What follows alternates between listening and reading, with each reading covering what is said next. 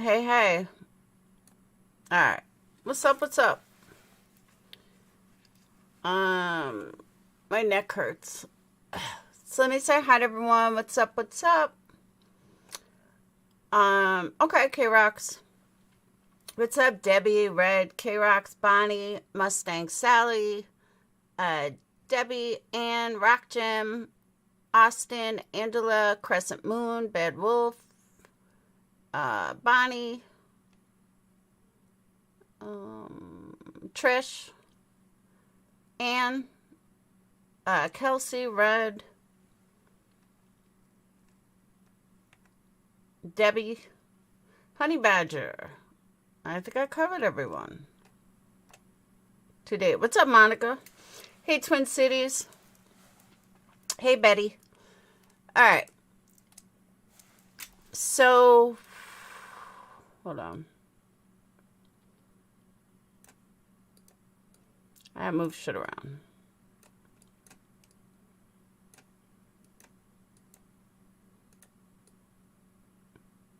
All right. Now we're a little better. What's up, Liz? First things first, Red. Our time. Is Banfield on at 11 or 12? Our time. So I know how much time I have so I don't miss her. Because I always seem to screw it up. I think she's on 11 o'clock our time. No, 12 o'clock our time. Which is it? I don't know. So anyone in Central Time Zone, if you could let me know, would be awesome. So I don't miss it. Because I always seem to miss it. Did he really, Dennis? See, I don't ever watch him. Dennis, can you tell me which video?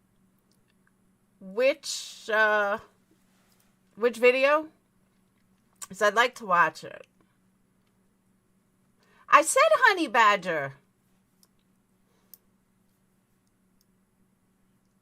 12-hour time. All right, so I got an hour and 20 minutes. So I have been dealing with a lot of nasty comments, hey Janelle, about my live earlier.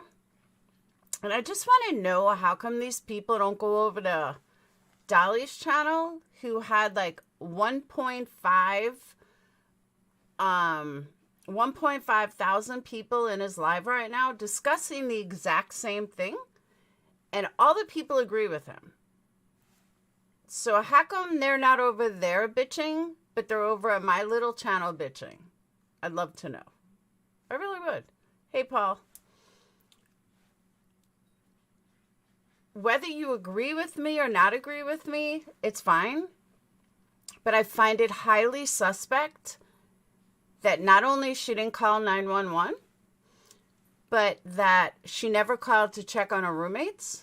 She never called to see if they were okay. She just ignored it as of the information that we have as of right now. Could that change later? Yeah, it could.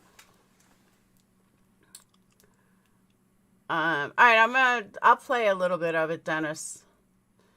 Because everyone talks about him. I don't know. I just never got into him. I watched one show of his and I couldn't get into the whole clown outfit.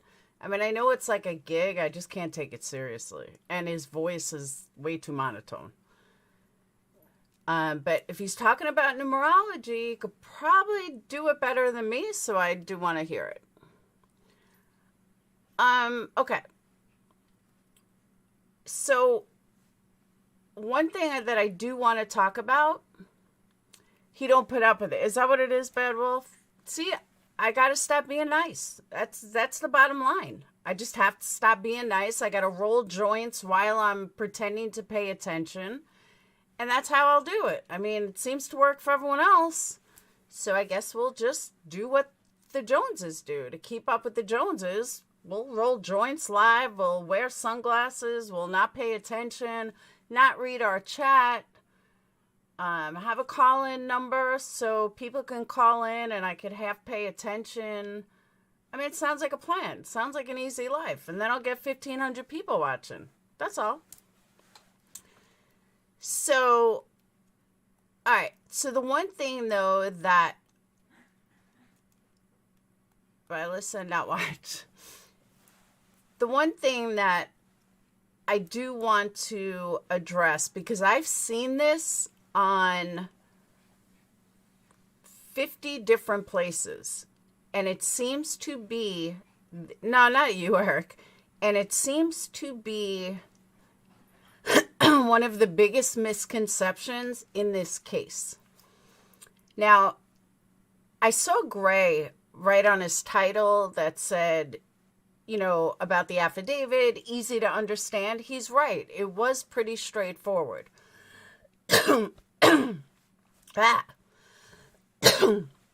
Some people are going to confuse it, which, like, that happened earlier, like with the sliding doors, because it was a lot. It's 18 pages. So people are going to remember different details, or maybe screw up a detail or forget a detail. That's normal.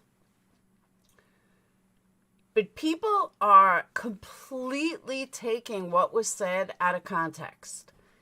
And there's so much information that we don't even know yet.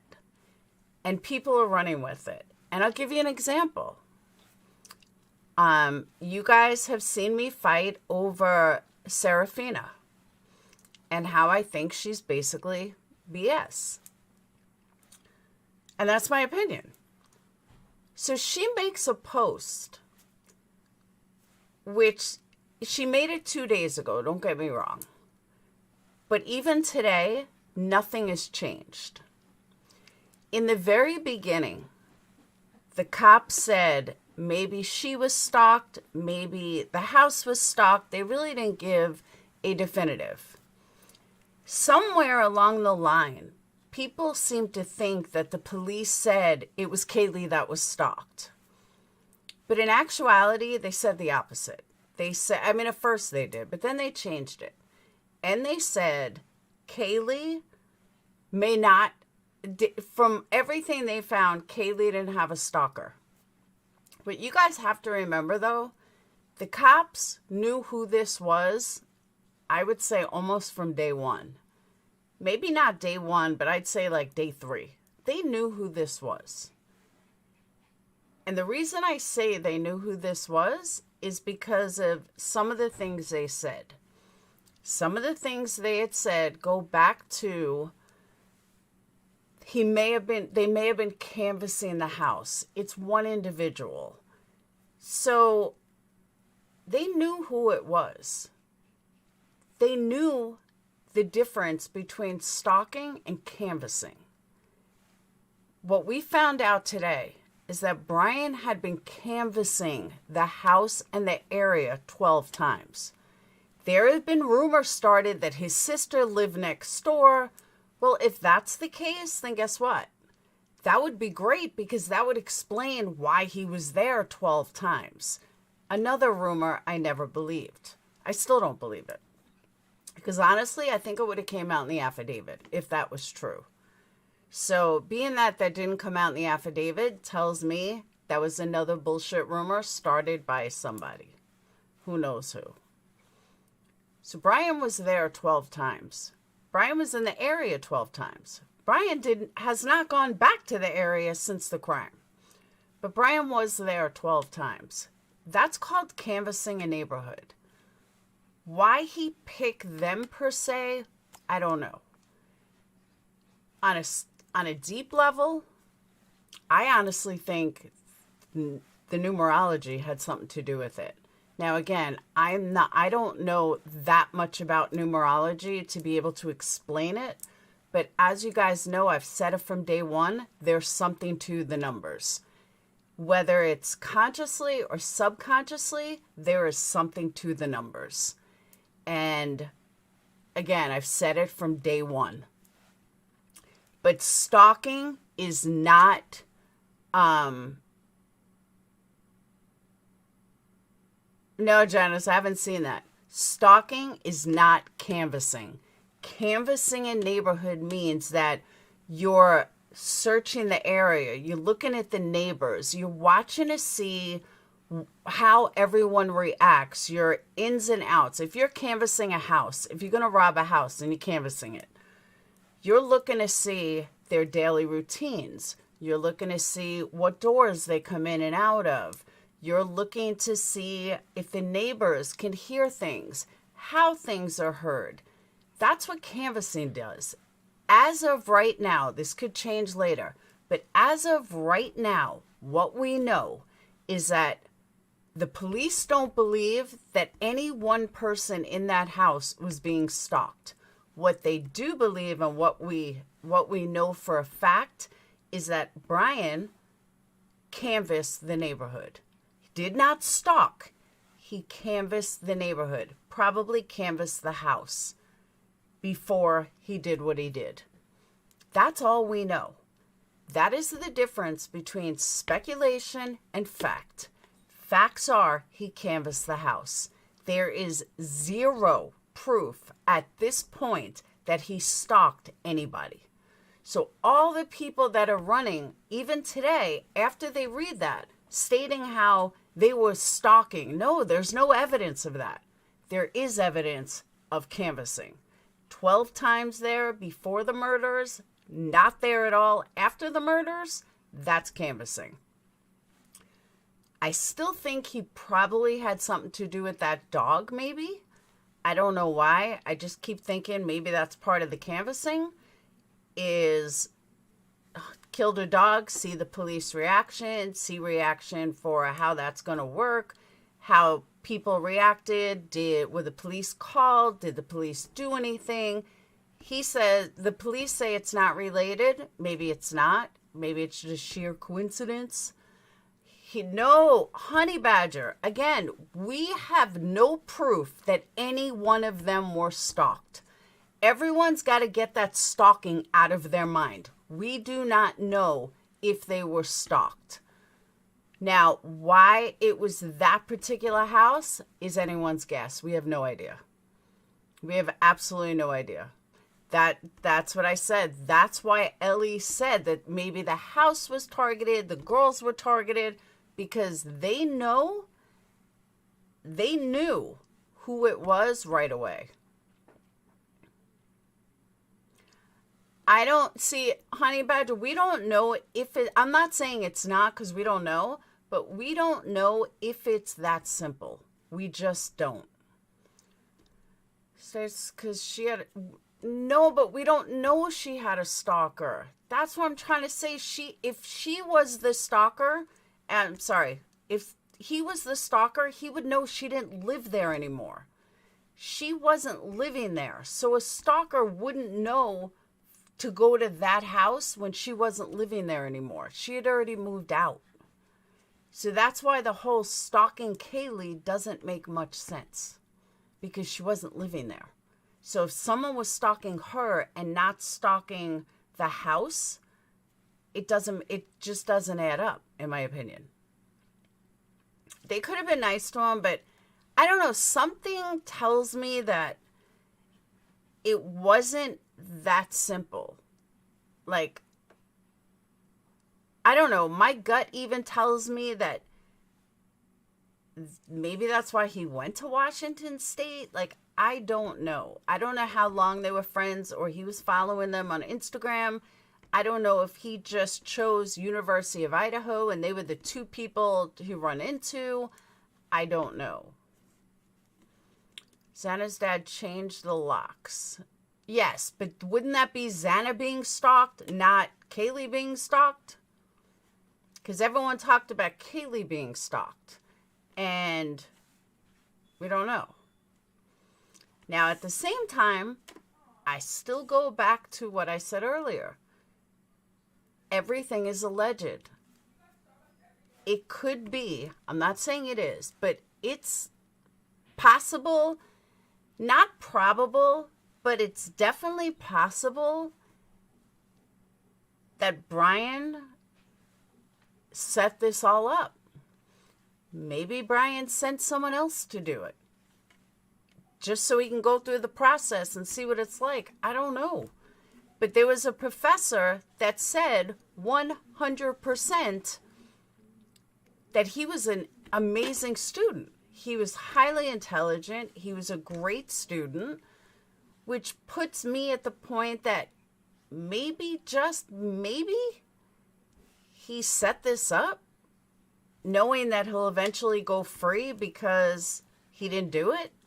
Maybe. I don't know. Maybe he thinks like this is all like a project to him and this is the ultimate sacrifice to be in jail for a little while. Then it's going to come out that he didn't do it. Or it's going to backfire. I don't know. I hope they have so much evidence. Big ups. I really do. But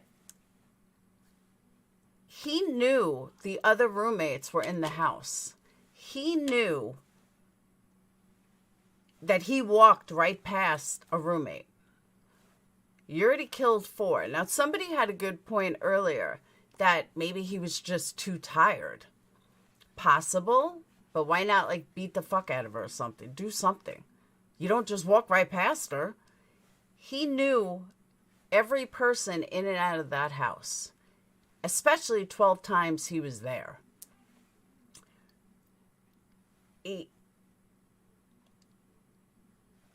Something in my gut tells me there's going to be a bomb drop. What that bomb drop is, I don't have a clue. But there's going to be some kind of bomb drop in this case that's going to make us all go, whoa. I don't know if it's good. I don't know if it's bad. I don't know what it is. I just have this feeling that it's going to be a big bomb drop once we find out everything. But again, I don't know what that bomb drop is. I couldn't tell you either way. I couldn't tell you if it's good or bad. I just feel like it's something.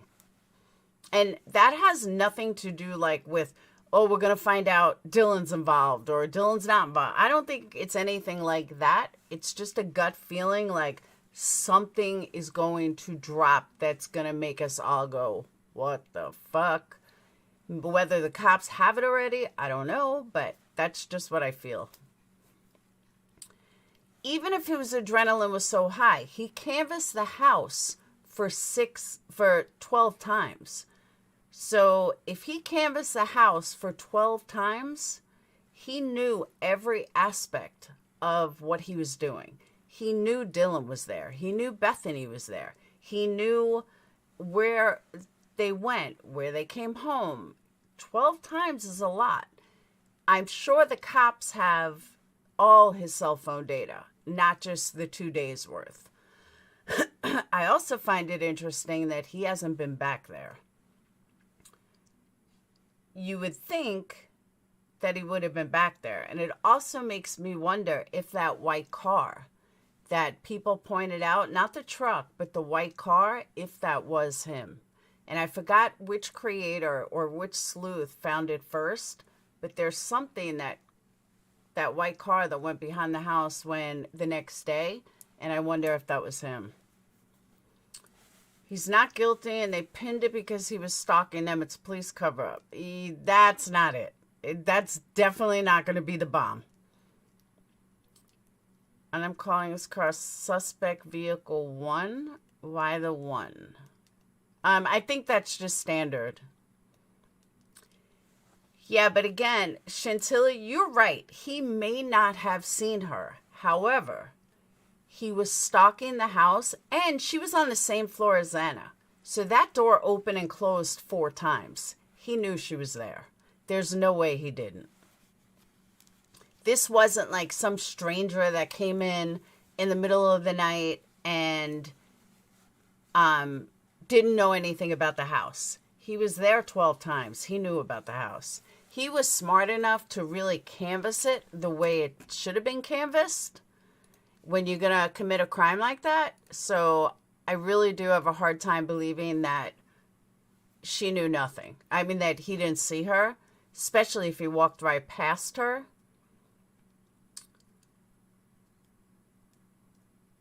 See, Liz, but understand, his father also lied. Her father has lied in the past about certain things. So I don't know. I wouldn't take too much of what he says as like a diehard. because you just never know. I'm not saying that he's lying, but I don't know. He said things that didn't add up either. So, I don't know. He went back to the house to find the knife sheath. That's possible. But he wouldn't have gone back in because he knew everyone was there. So if he went back at like 9:30, Dylan was there. People would have been there. And that's another thing people are saying about the knife shelf. People have asked me, emailed me, like, do you think he left it on purpose? No, I don't. I think that was a big, big screw up. And it's too early to really give a theory. I don't know. Now, the other thing I was thinking, did he... No, because she said she opened the door. Did he slide in after the DoorDash guy? Did he call DoorDash? Do we know for a fact it was Xana that called DoorDash? You know, we don't have this information yet, but it said Ethan was cut so deep to his actual hamstrings were out.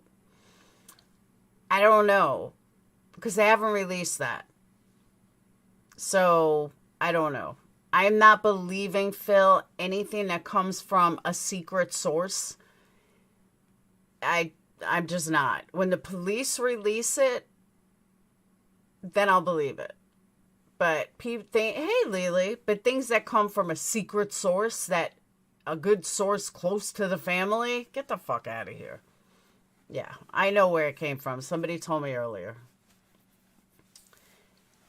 Well, no, Janice. I think he went back because he saw it on the news. Because wasn't the news there the next day?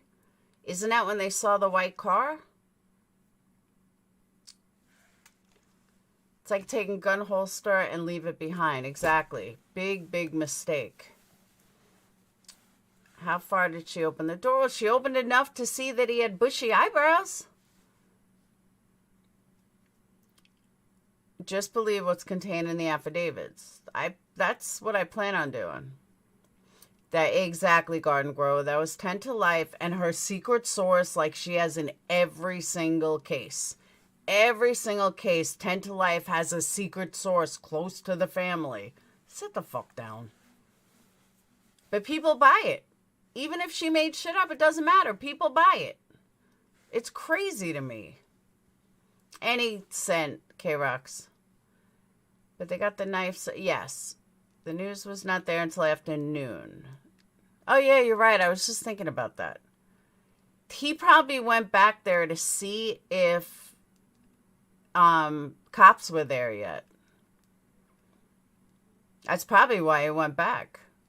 To see if they woke up yet. If the cops had gone back yet. I don't know. I have two different theories. I have theories on both sides.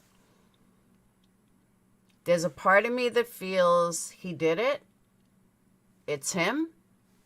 That's it. It's him. Done. Then there's another part of me that feels maybe this was a setup. I don't know. Hey, Nita. Tied who up? Maybe he tied who up?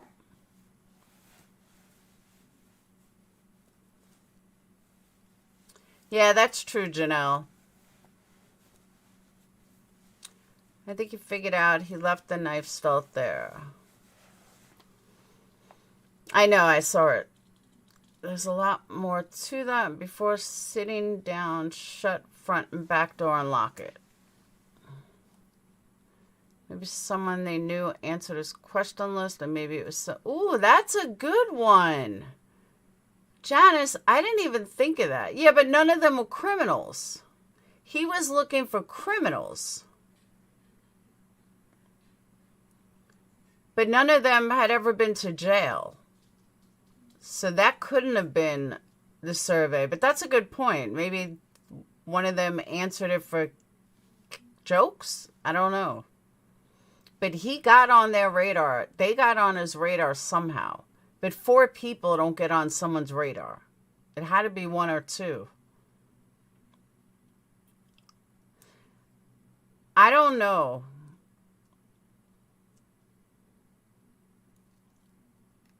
Curious what they found in his apartment. That's true too. We don't know what they found at his apartment.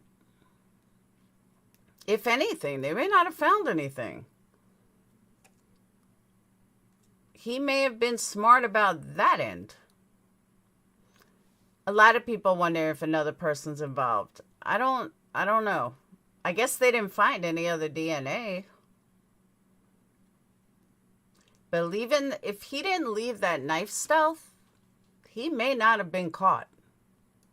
Because it seems like that's kind of all they had.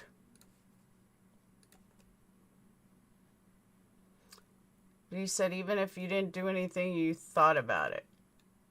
That's a good point. I don't know, maybe.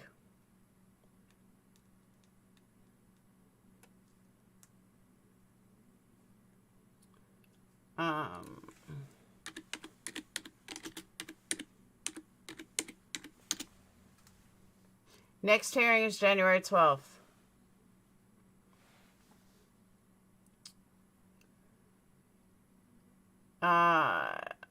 Is it Crime Circuit, the one that Dennis, Crime Circus, is it the one, New Revelations from 15 hours ago, newest updates? Is it that one?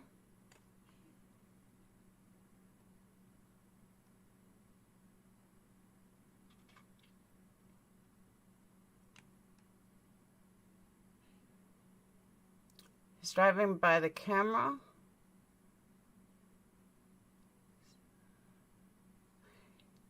Xana was found in her bedroom. That is where Xana was found.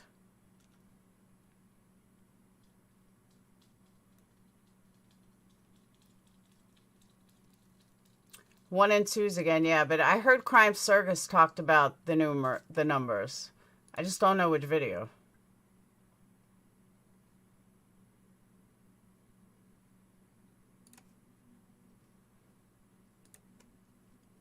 Like, this is why, like, I'll show you guys, but this is why I can't watch him. I can't take him seriously. I know he's got 200 and some thousand subscribers, but I just can't take him seriously. Hold on. She was found on the floor in the bedroom.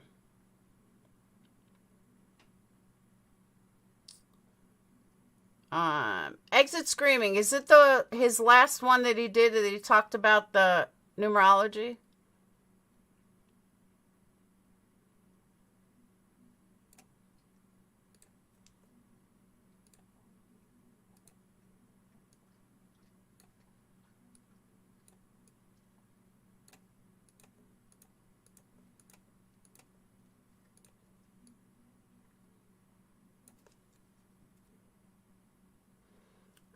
It's got to be the last video. And Kohberger's online activity, including his Facebook activity. Some of you may be familiar with Papa Roger, aka Elliot Roger's daddy. Speaking of daddies, do you think Brian's daddy knew anything about his activities? We'll talk about that. Bryan Kohberger allegedly called into a YouTube show. We're going to talk more about numerology. I've uncovered new numbers. Also, interestingly, we're going to have a little discussion about the Amityville Horror. Many people speculated and wondered, would the killer show up to the vigil? In my opinion, he did. We're going to talk about that. Let's jump right into this and see what I have to say for myself this time.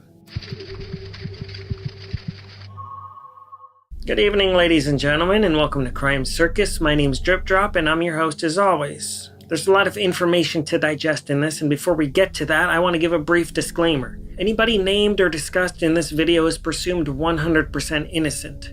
None of the information I'm about to present is presented as fact. This is all speculation, opinion, and guessing. You, the viewer, may come up to your own opinion and conclusion after watching this video, but I have nothing to do with that.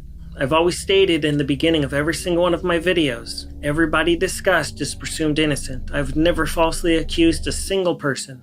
I would never accuse an innocent person of murder. That's serious business. Jack Decor? That's an innocent man.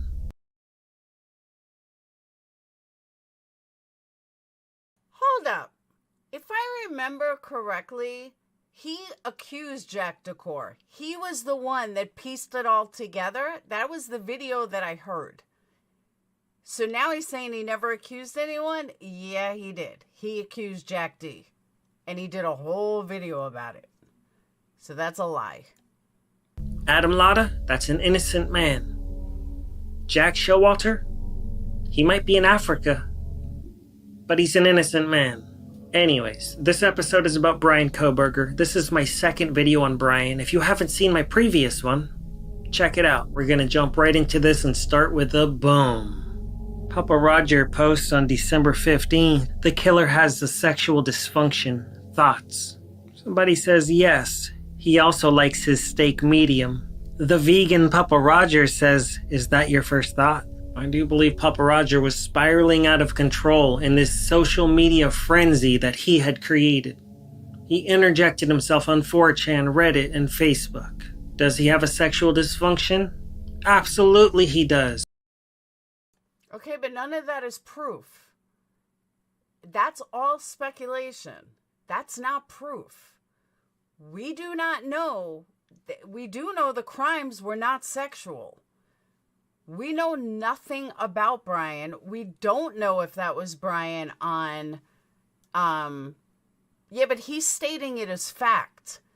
And it's not fact. We don't know that was him. We don't know if he was on 4chan. We don't know these things, but he's stating it as it's definitive, and it's not.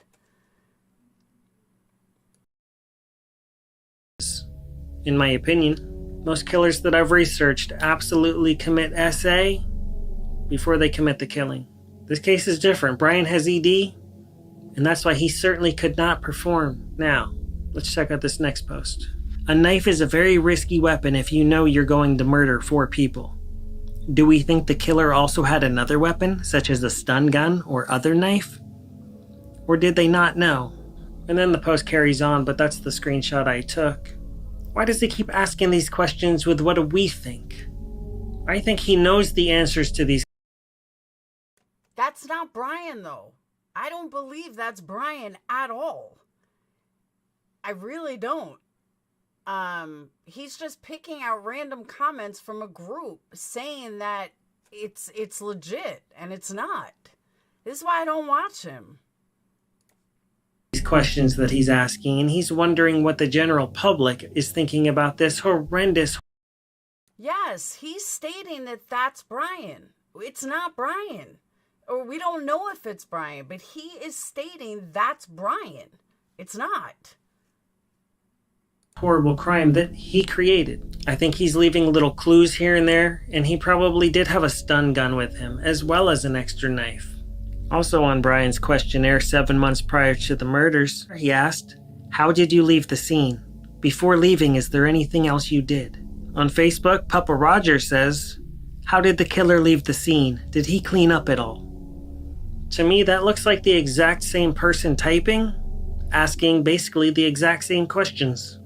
Somebody on Facebook said, I think we should give them the dignity they deserve and not theorize on where their bodies were. Papa Roger responds, this is the discussion of the case. You are participating by choice.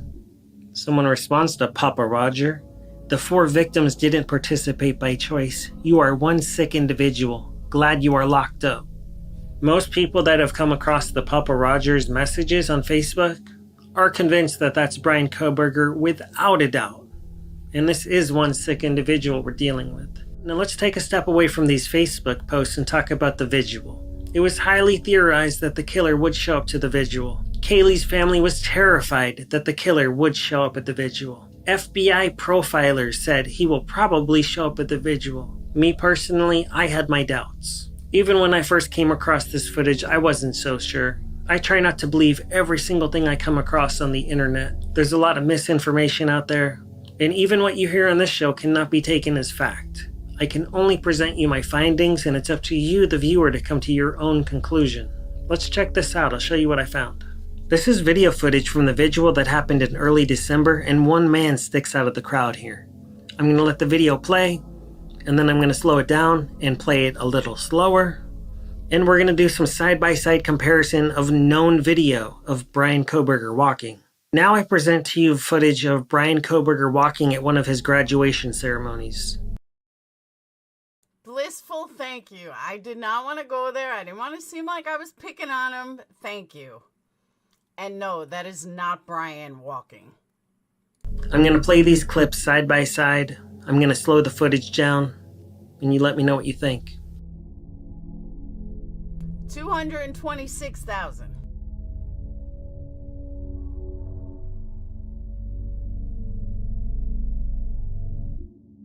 Not even close to being the same person. Profile is totally different.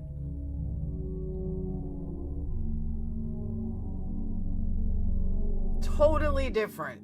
Now there's been recent video of Bryan Kohberger after his arrest, walking with shackles on.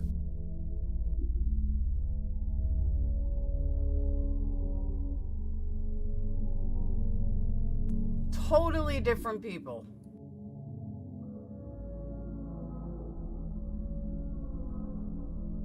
I'm going to compare this to the visual video. We're going to take a good look at this. Totally different people.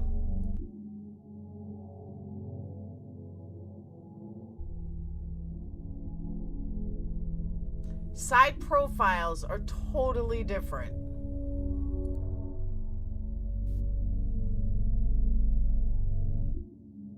Totally different.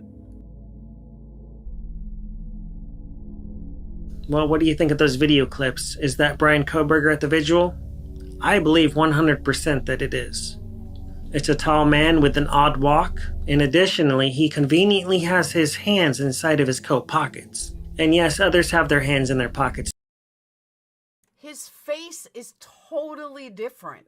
His profile is totally different just from the neck up. Forget the walk. The neck up.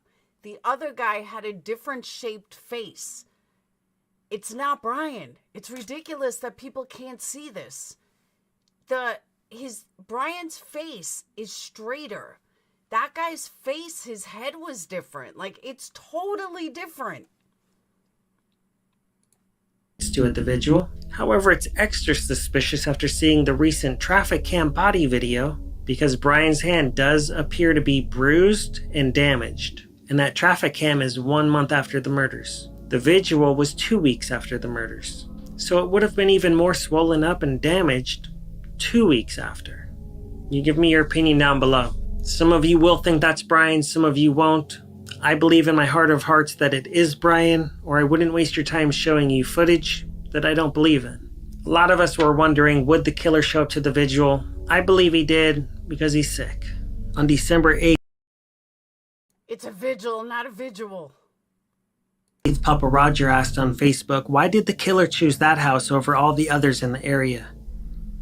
Somebody responded, Papa Roger, random killers will also target home based on ease of... And then my screenshot got cut off, and then it continues. Unobstructed view, lights on at night, perfect for voyeuristic activities. Possible that the house fit the fantasy scenario in the killer's head, reminded him of something from his past. Possibly even a vehicle that reminded him of something, someone who had spurned him, robbery target, because the door was accessible. Had a grudge against previous tenants. They lived there at one time, they still live there. So that person came up with some random various answers for Papa Roger, and Papa Roger responds, excellent. He was getting his rocks off on these questionnaires. He was being really sick on the internet.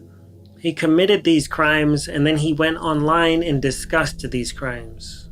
Keep in mind, the 4chan user, Inside Looking on Reddit, and Papa Roger on Facebook have not posted since Bryan's arrest. And all of these people were super obsessed with this case. They were talking about it at all hours of the day and night. It almost seemed like they weren't even sleeping.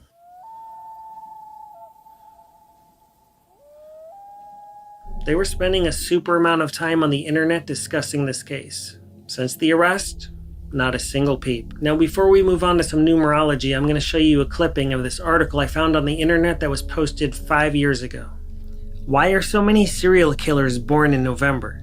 Bundy, Manson, and more. For those of you that aren't familiar, Bryan was born in November and his birthday was about 1 week after the murders. I guess that was a little early birthday present to himself because he's sick. The article continues.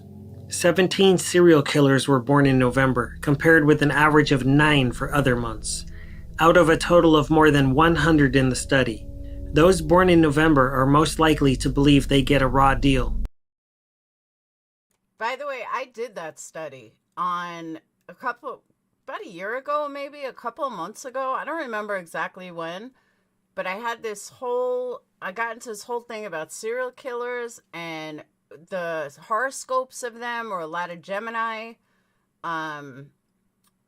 Sagittarius was not a lot of them. There were maybe one Capricorn, bunch of Scorpios. They were like Aries. Aries was another one. There were like five main horoscope signs that made up all serial killers. Scorpio was a big one. So he's right about this. This study, I did this a couple months ago. A 2005 study found that they grow up to be the most pessimistic. I don't know who did this study, but it sounds pretty on point. Bryan was born in November and he seems to fit right in with the other 17 serial killers that were also born in November. It also seems like he feels like he got a raw deal throughout his life and super pessimistic. Moving on. I know some people say to leave the parents out of a situation like this. However, no stone can be left unturned in an investigation this important. We must take a look at the people closest to Bryan. There's questions to be asked that we do deserve answers to, such as why would a senior citizen man fly all the way from Pennsylvania to Washington just to end up driving back days later in that dirty, dirty Hyundai on that long... Okay, can I just tell you that's very normal for a parent. Maybe he wanted to spend time with his kid. Maybe he wanted to just have fun with his kid and take a father-son trip. That's not abnormal. His son is far away from home for the first time. He's all the way in Washington for the first time. He didn't want to make that drive home alone. Dad, come out. It's not abnormal. I don't know why people are making a big deal out of that. It is perfectly normal that a parent does that, especially if they haven't been away that far before or done that drive before. Totally normal. Long road trip. It seems a little suspicious. It seems Bryan could have just got on a plane if he wanted to see his family. Was his father aiding and abetting? And no, that's not accusing, that's a legitimate question. And I'm not the only one that's going to be asking that question. The police will, as well as the prosecuting attorney. If he wasn't aiding and abetting, I guess he was just an unknowing helper. However, I recently came across this old newspaper clipping written by Mary Kohberger. That's Bryan Kohberger's mother. Let's see what she had to say for herself in the newspaper. Mary Ann Kohberger says, cheering the hearse. Brooklyn. Perhaps one of the saddest commentaries on mankind was evident during the execution of Theodore Bundy. While no sane, compassionate individual would excuse the atrocities committed by this man, neither would any sane individual applaud the passing of his funeral hearse. What have we become? Is the taking of a human life acceptable when the state takes responsibility for it? Well, I guess that's up for interpretation of the viewer for how you perceive what that article means. It seems to me that she's a serial killer sympathizer and that nobody should cheer when a serial killer has justice brought to him. Ted Bundy was one of the worst of the worst. He did some of the worst things imaginable on this planet. What are the odds a mother would write this into a newspaper, and then years later her own son ends up committing very similar crimes to Ted Bundy? The worst of the worst. Folks, this is crazy. You can't make this type of stuff up. When you put puzzle pieces together like this and they connect perfectly, it really does make you wonder what kind of household was Bryan raised in. He decided to go to college and study killers. His professor studied serial killers. I think this man was obsessed with BTK and Ted Bundy. So what do you think? Are these parents responsible in any way for this horrible happening? Parents have been known to help their children in cases like this. All right, I've heard enough. I don't know why my screen is like frozen on camera, but it looks like I haven't moved. I don't know why.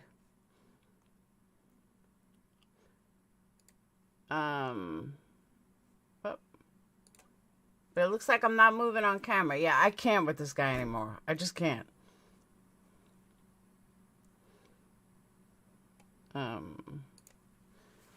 I mean, he's got 200 and something thousand subs, so he's doing something right that I'm doing wrong, but yeah, I can't. Yeah, I don't get it at all. I thought we were going to hear the numerology, but he kind of skipped through it.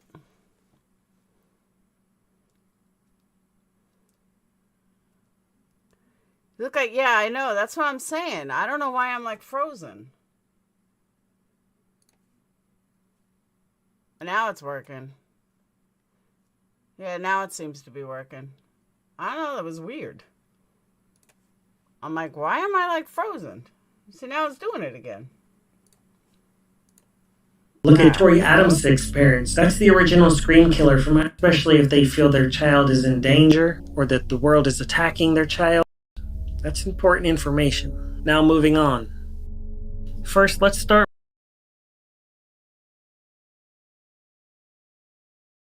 Can I tell you something though? Oh, it's towards the end. Who said that? Oh, Exit Screaming. Can I tell you something? What I've learned? Most of these creators don't do their own research. Somebody does it for them. Just saying. I learned that. And it was pretty disappointing when I heard that. Start with Papa Rock in this. How did you leave the scene? Well, 7. Go check it out if you want to hear this full phone call. That's crazy, man. That's an outrageous statement, man. I mean, I'd write their names down. Yeah, man. Why is he putting this in there?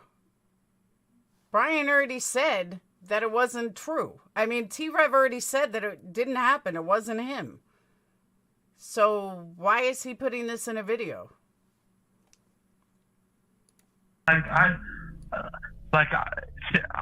You know, I like horror movies and all that kind of stuff, and I'll watch those kind of things. But like when someone like in person says some stuff like that, it's kind of like jarring. It's like, what?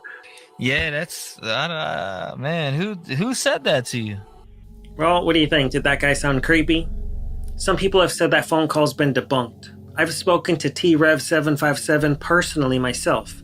The phone call has not been debunked. He's gone above and beyond to try to verify one way or the other. He's called, he's texted, he's left a voicemail. Nobody's returned his calls or messages. And he's not claiming one way or the other if this phone call's authentic.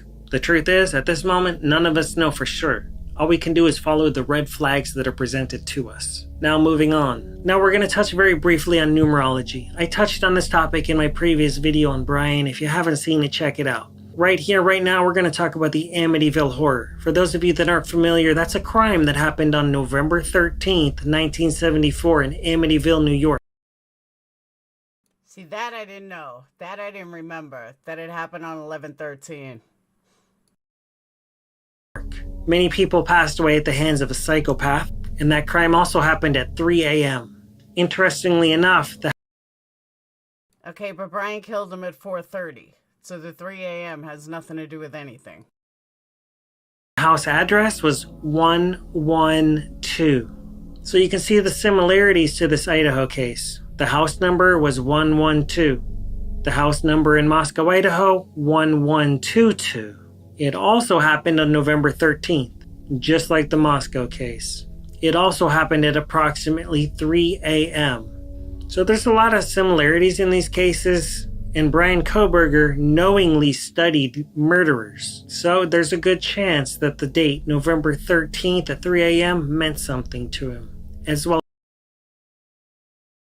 Okay, in all fairness, we didn't find out about 4:30 until today. This video was made yesterday. So in all fairness, he didn't know that. He was still going on what we thought at 3 o'clock, but it wasn't. It was 4:30.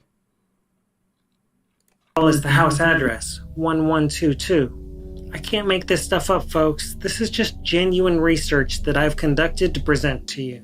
Bryan appears to be a copycat killer. He studied and became obsessed with famous killers, and he wanted to become a famous killer himself. And that's probably why he interjected himself deep into this case. On 4chan, Reddit, Facebook, YouTube. He was everywhere at once. He had multiple screen names he was always watching, reading, commenting, and there's even a good chance he watched Crime Circus videos. Sometimes online sleuths get a bad name, but most of us have good intentions. I know that Grizzly True Crime has good intentions, and so do I. I've uncovered a lot more information as I've been researching this case. I can't possibly put it all into one video, although I wish I could. These videos take an extreme amount of time to edit all together. Just by you watching, I super appreciate it. Subscribe if you want to, I appreciate Okay. Yes, that's what I'm saying. In all fairness, he made this video yesterday. Honestly, I didn't remember that about Amityville Horror. However,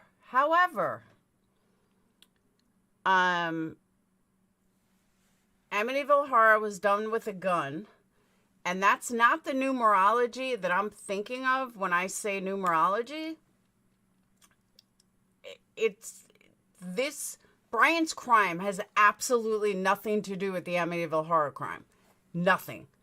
Amityville Horror crime was done with family. Amityville Horror crime was done with a gun, and it just doesn't resemble anything. There's no tie there. As far as the numbers go, it's a little weird, but I feel it's more coincidence. I think Bryan's numbers are way more intense and way more meaningful in the world of numerology than it has anything to do with Amityville Horror. I really do think Amityville Horror was just a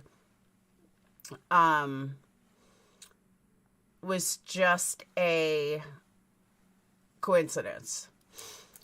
I hope you understand why I was kind of upset, for lack of a better term. No, Eric, I don't actually. Zodiac Killer. No, I think they did get the Zodiac. Well, they believe he's dead. It's not how they're done.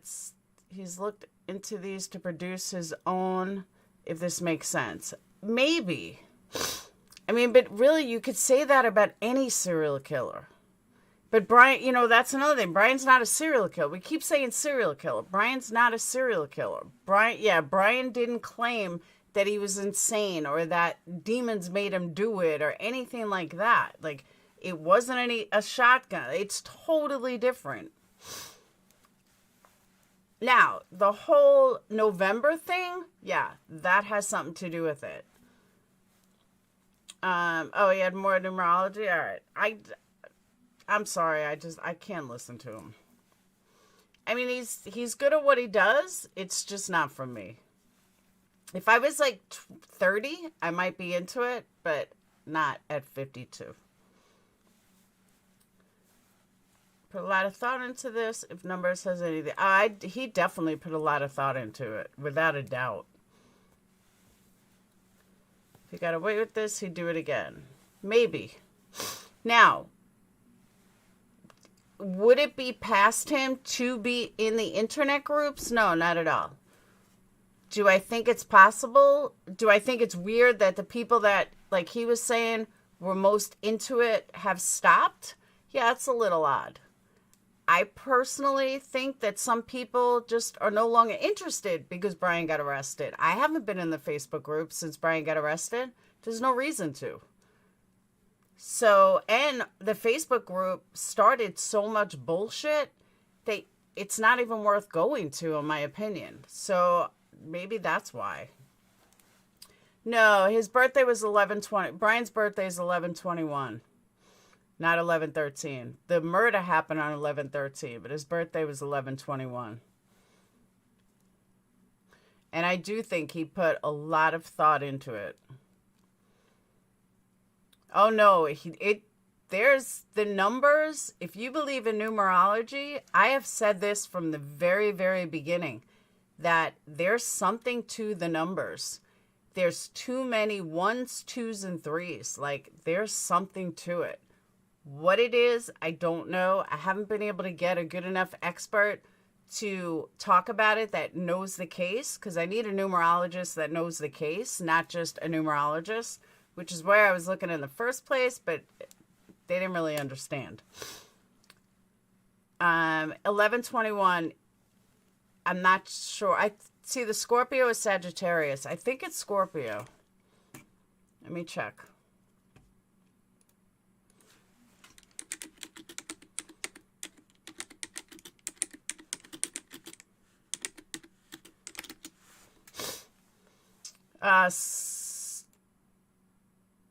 Scorpio. Oh, wait, no. Yeah. No. It's Scorpio Sagittarius. No, Scorpio is October 23rd to November 21st. So it's technically Scorpio. Yeah, it's Scorpio.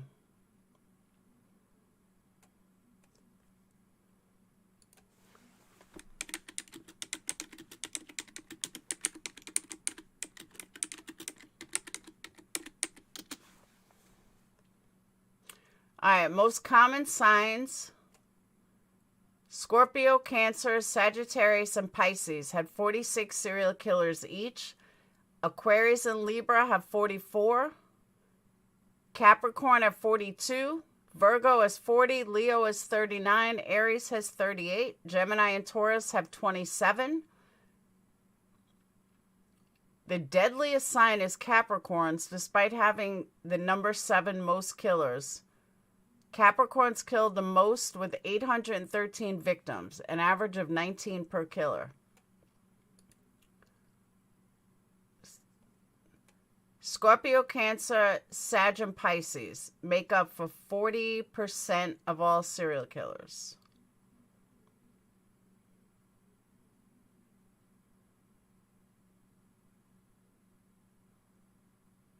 Cancer, yeah, Cancer had 61 victims.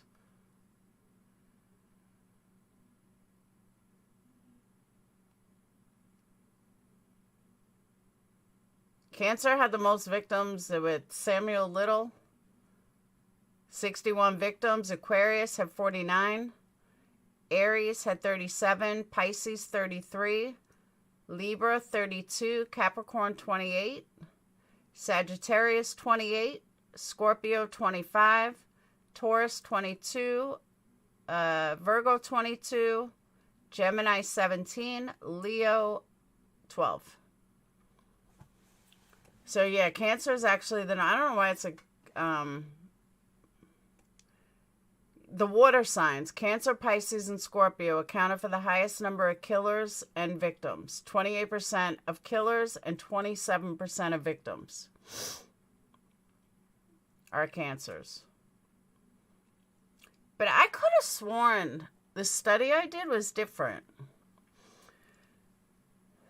T-Rev has said he does not know because the other end is not responding. T-Rev, is that you? Is that really you? Because why would you speak in third person?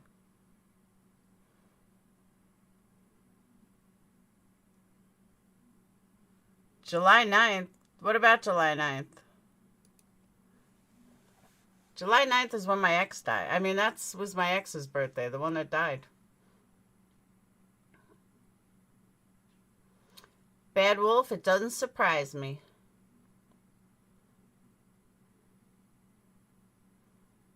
Why is he talking in third person? Cancel, Liz. You in trouble? Yeah, I did a whole thing on this. I don't know when it was. Maybe it was a year ago, a couple months ago. I don't know. For all I know, it could be 2 years ago. Garden, I agree. I think he may have too.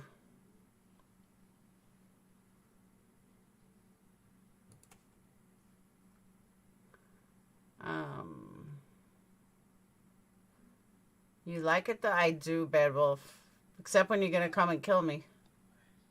Okay,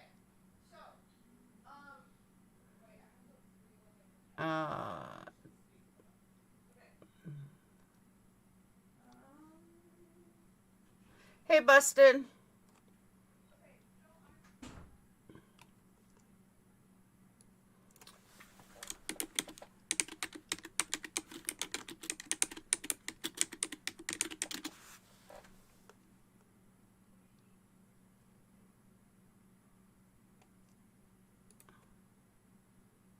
All right.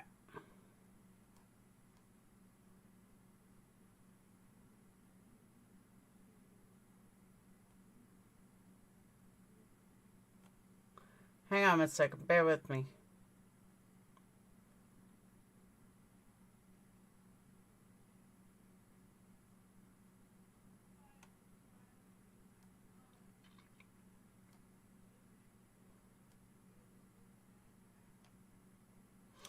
See, I looked up numerology.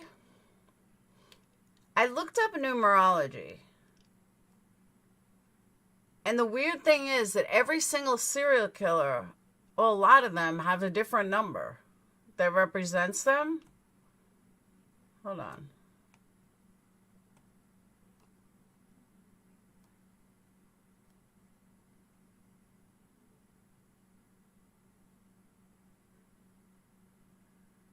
See, this is dumb.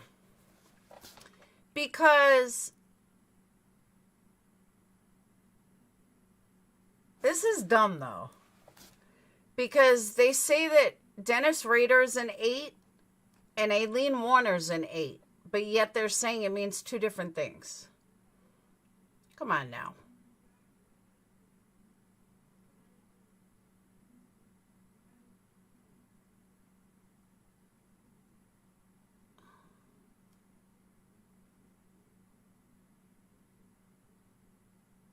I've been so deep in numerology this past week, so I'm interested. Oh, I've been saying it from the beginning, Miles. I've said that from jump. That numbers have something to do with this. I just don't know who, what, when, where, why, or how. But the numbers definitely have something to do with it. There's too many 1s, 2s, and 3s for it not to matter.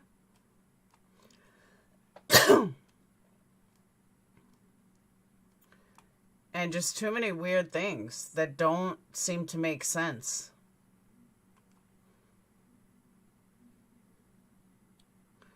I say time 444 last few years. Yeah, but that's different. I'm saying there's something that with all these 1s and 2s, I just feel like they have to mean something. I just don't know what.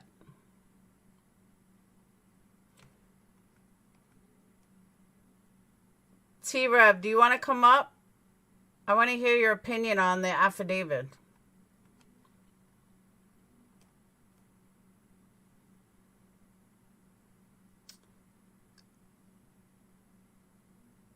What all have those numbers besides that address? What do you mean?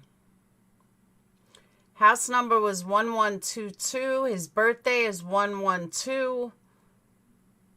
There was from the beginning of the case, there's so many different 11s, 22s. The day he committed it, his birthday is 121. There's just so many 1s and 2s.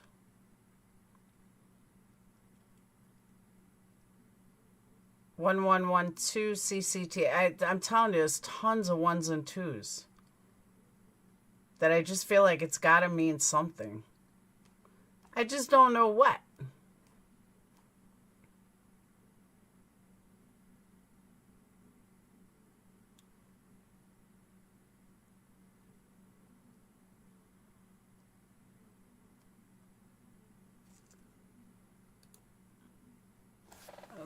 What do 1s and 2s mean?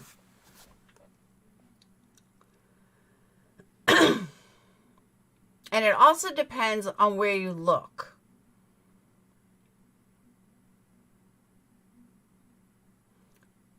If you look in numerology, if you look in Urban Dictionary, like if you look in angel numbers, there's tons of different meanings.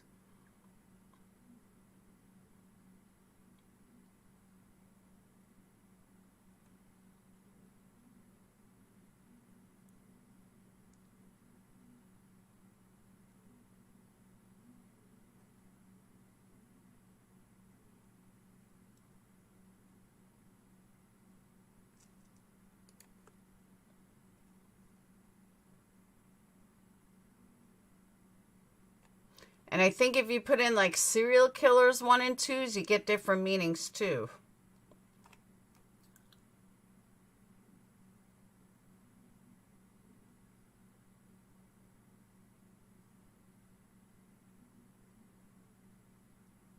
Like spiritual meaning of angel number 2 means inner peace, positivity, energy.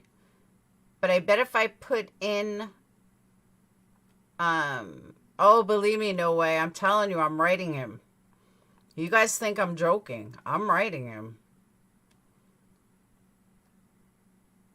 I want to know what makes this man tick.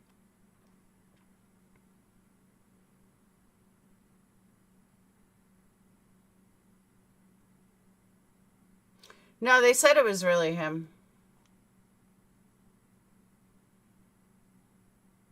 He's too big for us little people now.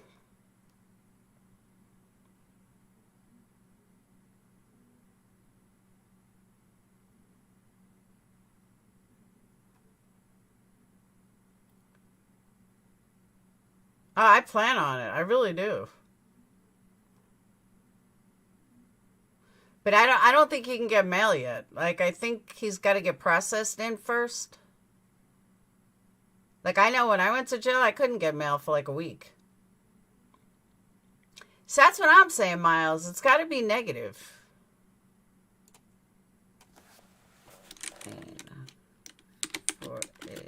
Hey, Crescent. You're not invisible. Oh. He came here. He wasn't ignored. I spoke to him.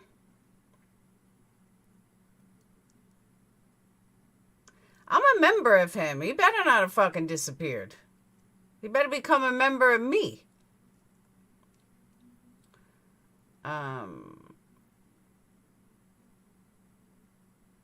Won't be after conviction if you aren't on the list. No, you can mail anybody. You just can't visit if you're not on the list.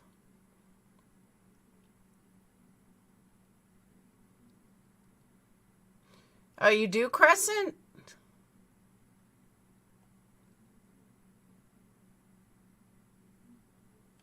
So what do all the numbers mean in this case?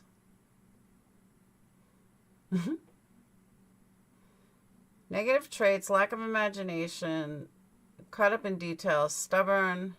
Yeah, we knew that, though.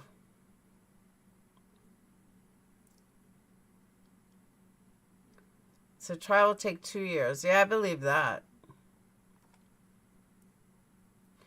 Okay, Crescent Moon, so what do all the 1s and 2s mean?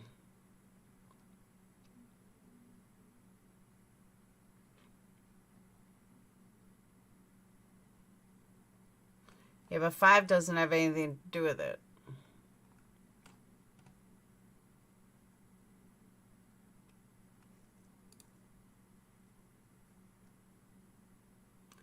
His lucky numbers are 1, 4, 2, and 7.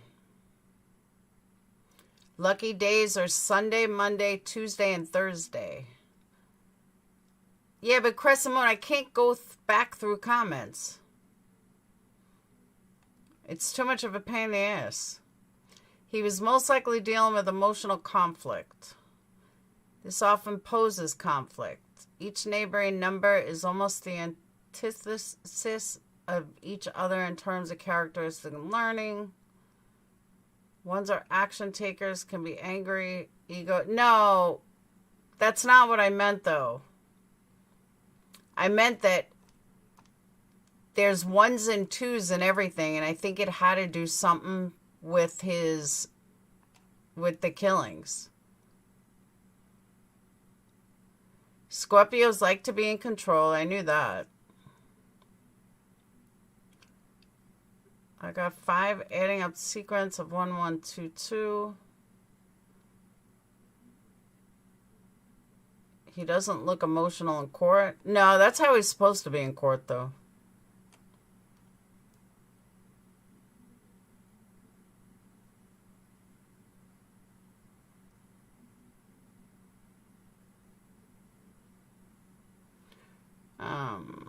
You're supposed to be like that in court.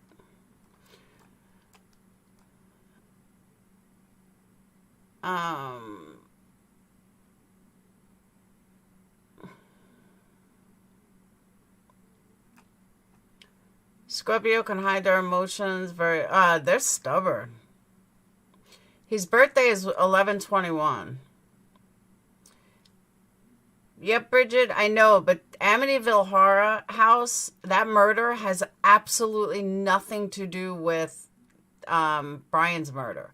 They were completely different killings, completely different murders, completely different circumstances, completely different. There's nothing similar about it. Those numbers, I believe, are just coincidence. Because there's not one thing that's similar in the murders.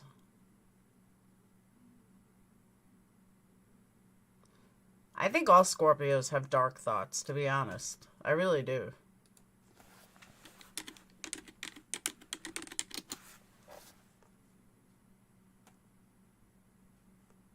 Former Attorney General of Idaho.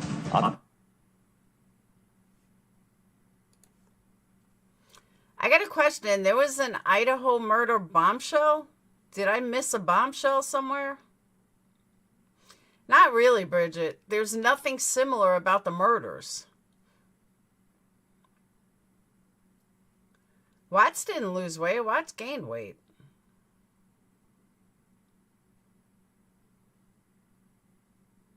Like, if he killed him with a shotgun or said he heard voices or anything that was similar to Amityville, I'd agree. But there's not one thing that's similar.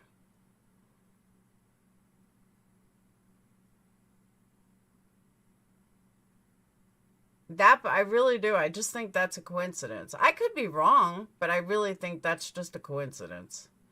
I really don't think there's anything to that. Utah. Did I say, what did I say? Didn't I say Idaho? Lost weight before he did the murders? No, he was working out. Oh yeah, lost weight that way, but he was turned it into muscle. I thought you meant like he lost muscle mass and stuff. But yeah, but he turned it into muscle. He was trying to get better fit.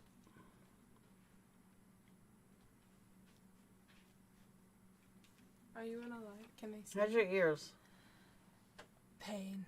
They're not that bad. This one hurts a little more than this one. Like, this one I don't really feel. This one kind of hurts a little more. Did you put Yes, one. I gave her double piercings today. Can they see them? Oh, they can't Oh, see. it's frozen again.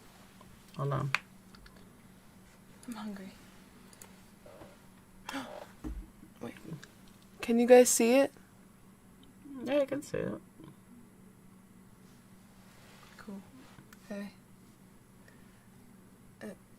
Mm-hmm. Why? Like, how do you? Hey. Wait. You just went off camera. Mm-hmm. What's up? Hey, you know numerology, don't you? Mm-hmm. What do 1s and 2s mean in serial killers? In serial killers? Yeah. Wouldn't it mean the same that it normally does? Well, not really. There's too many connections of serial killers. In numerology? What? In numerology?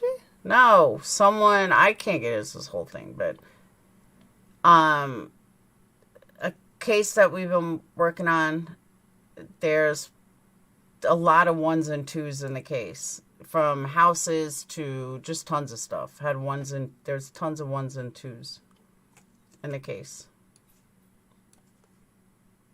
I think it's pretty much the same thing.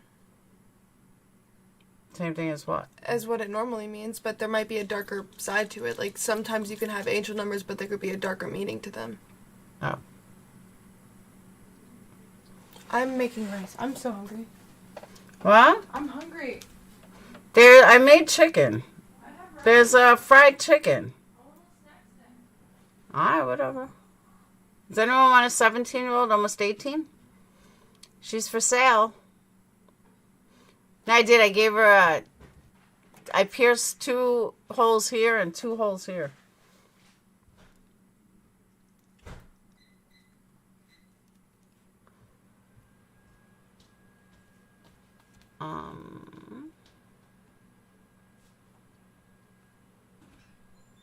So the headline, I put on News Nation, and it said Idaho bombshell.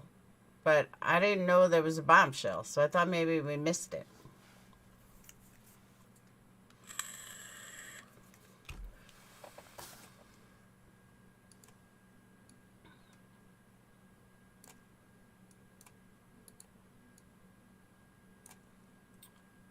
Is your fried chicken good? Well, it's chicken cutlets, actually. It's not really fried chicken.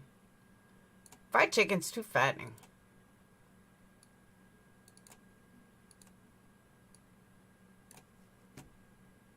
To death and or imprisonment for life. Do you understand? Yes. So we've now seen the police's evidence that led to the arrest of bryankohberger, accused of the murder of the 4 University of Idaho students. That was him in court today. Lots of major revelations from the probable cause affidavit, including that one of the roommates says she came face-to-face with the killer.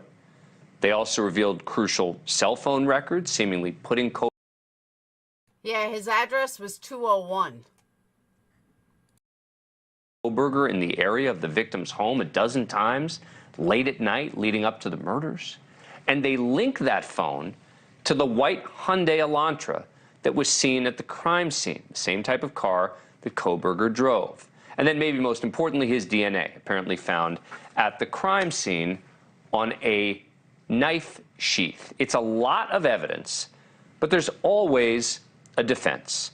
We have the perfect guest for this. Joining us now is the former Idaho Attorney General, Dave Leroy. He's also a former prosecutor and currently a criminal defense attorney specializing in felony criminal defense cases. That is exactly what this is. Dave, thanks so much for coming back on the show. Appreciate it. All right, so it seems to me that the way the defense will go about this is to pick apart each piece of the evidence, right? The prosecutors want to link it all together. What the defense will do is they'll first go after the cell phone evidence, then they'll go after the car evidence, then they'll go after the DNA evidence. But you tell me how you think they're going to go about doing this. Well, Dan, just as the defense has an opportunity at trial to reserve its opening statement, I think they would be well advised to reserve the right to pursue a defense at this very early stage.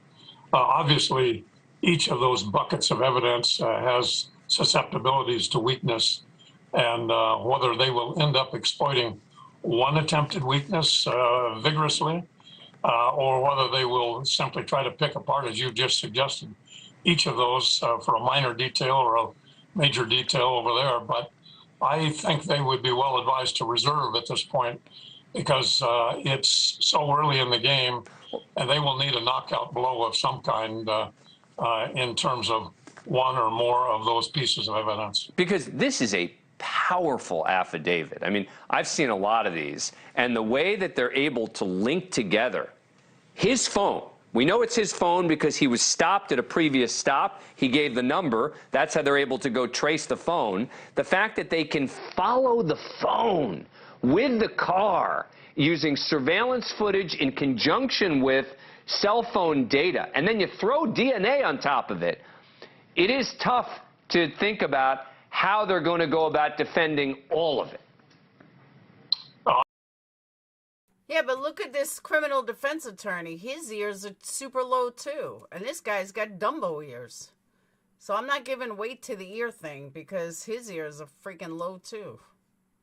I concur. And remember, the police were under some worthy of the Moscow Police Department, the Idaho State Police, and the FBI, and they brought the best to bear here. Well, and I have to say that, you know, as someone who worked in law enforcement in the state of Idaho, you know, this is the sort of thing, at least for now, that should make you kind of proud, right? Where you say, you know, look, our police took a lot of time, right? But man, when you think about how many surveillance videos they had to go through, how much cell phone data they had to get, then follow it up with the DNA testing, which becomes the cherry on the sundae there, and you say, whoa, maybe these guys are way more sophisticated than they ever got credit for. Well, but now we also have to pursue another element of pride, and that is to make sure that we presume this defendant innocent, that we go through each and every one of the steps, initially in the magistrate court to determine probable cause to believe a crime was committed and that this defendant may have done it. And then secondly, appearing in the district court where it's going to be tough in a county of 44,000 people to make sure that we've got an unbiased jury. I would anticipate probably a defense motion to move it somewhere else. And I'll give it to you. I hate live TV.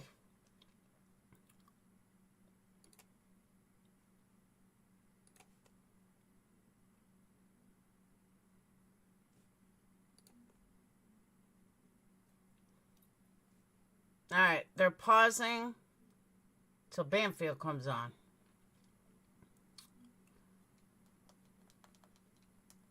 Life path is numbers.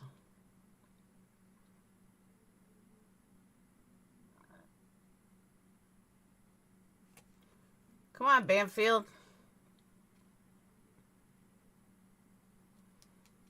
Ears really are a thing. They are.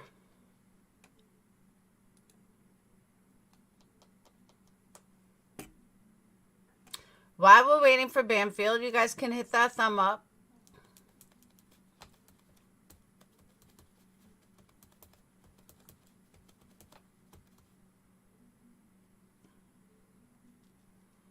Here we go.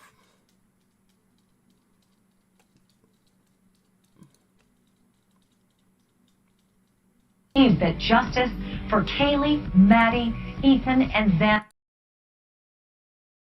may be in sight after all.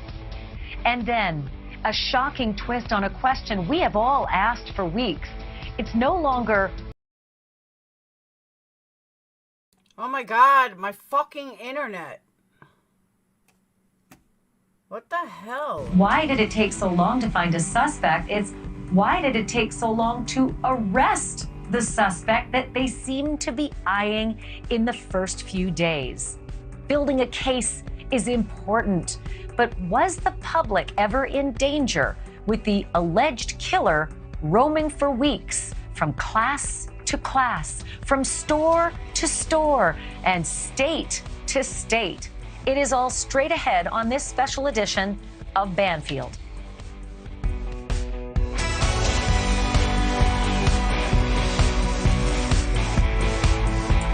Hello and welcome to our special report on the quadruple murder of those 4 University College kids in Idaho. The breaking news tonight, details of how they found and caught their only suspect, Washington State University PhD student bryankohberger. He is back in Idaho tonight. He is jailed tonight right beneath the courtroom where the details of his alleged murders were unsealed today. The probable cause affidavit leading to his arrest absolutely brimming with astounding details of his crime. And this is what it looked like and sounded like when that alleged quadruple killer took his seat in the Moscow courtroom today.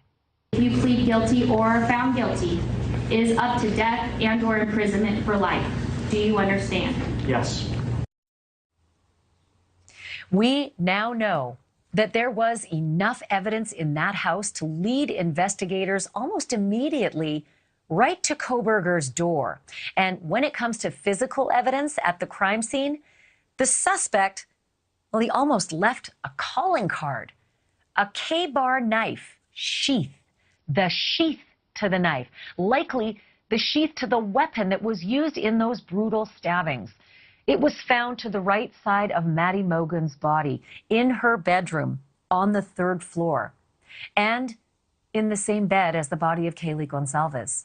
It was the snap on that knife sheath that held crucial DNA evidence from the killer. I want to show you something that I actually have in my possession. It's identical. This is it. This is the K-bar sheath and the K-bar knife. The USMC and the United States Marine Corps Eagle Globe and the anchor insignia that's stamped on the outside of it. I don't know how well you can see this on the angle, but there's the stamp, and here it is, the actual snap. You can hear it on my microphone. And I want you to see just how hard it is to try to unsnap it. You can hear that, right? You have to use a lot of strength. You really have to use your fingers to snap it back up. And what I'm doing when I do that, I'm leaving my DNA all over that snap, all over it, even if I were to wipe everything down. Now, they don't have the knife, right? We know that. They don't have the knife. They had the sheath. Most importantly, they had that part right there, the snap, with whatever the killer put, fingers, hair oil, DNA on that snap. And that ended up being critical. Kaylee's bedroom. They don't have the knife. They had the sheath. No, I agree with you, Crystal. I really do. Most importantly, they had that part right there, the snap, with whatever the killer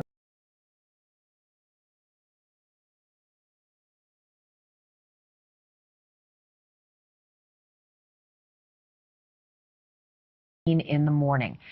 The security camera was just 50 feet away from the front corner of the house where Xana's bedroom was located. Look at that police car. It's just right above there. That's Xana's bedroom. So just to the left bottom of your screen, that would be where the house is with the security camera. And that camera also captured some distorted audio of a whimper and a loud thud at that very same time. And it is right around that time that authorities now say the murders took place, between 4 a.m. and 4:25 a.m. And there's more. The document states that a roommate with the initials DM, that is presumably Dylan Mortensen, one of the two surviving roommates, well, that roommate had a bedroom on the second floor, a room that up until now we had assumed was vacant. It was widely and wrongly reported that both surviving roommates had bedrooms on the first floor, the basement, and that they were asleep in those rooms while the killings were taking place. Police had actually stated in a press release that, quote, the two did not wake up until later that morning. But the new affidavit says otherwise. It says that not once, not twice, but 3 separate times, the roommate with the initials DM, seen on the right-hand side of your screen here, that she heard sounds that disturbed her beginning at 4 o'clock in the morning. The first sound woke her up at 4. She says she thought it was Kaylee playing with Murphy upstairs. Quote, a short time later, the affidavit says DM thought that she heard Kaylee say something like, quote, there's someone here. DM opened her bedroom door. She looked around, but she saw nothing. She would have looked to the left up those third floor stairs and across into the kitchen. Okay, let's look at this for a second. Dylan's room is over here by the steps. Xana's room is all the way down here. Which kind of makes it a little different. Hold on, let me remove the stuff on the screen.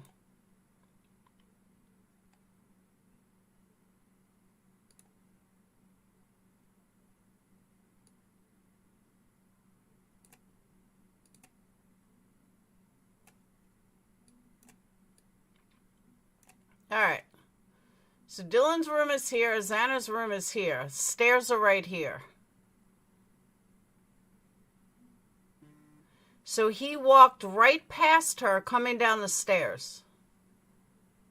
And she thought nothing of it. Okay. A short time later, she heard something else. She heard what sounded like Xana crying. That's down that far hall to the right. That's the second floor bedroom as well, but on the other side of the house. And DM. Deborah, what are you talking about? Nobody even knew about it at 9 o'clock. Opened her door for the third time. That is when she says she heard a male voice saying something like, quote, "It's okay, I'm going to help you." Soon after that, pardon me, this. So the point of entry was right across from Dylan's room, but he went upstairs instead? Yeah, okay. This is the third time she opened her door. Soon after that, she opened the door for the third time, and this is where it gets extremely eerie. She says she saw a figure clad all in black and wearing a mask across his nose and mouth, walking directly towards her. So I'm going to stop there for a moment. Picture then, if the figure is walking towards us from Xana's room down the hallway, and then taking a slight right towards Dylan's room, and then taking a right again through the kitchen, that would be walking right past Dylan's room. That's where she would be able to see him walking right towards her.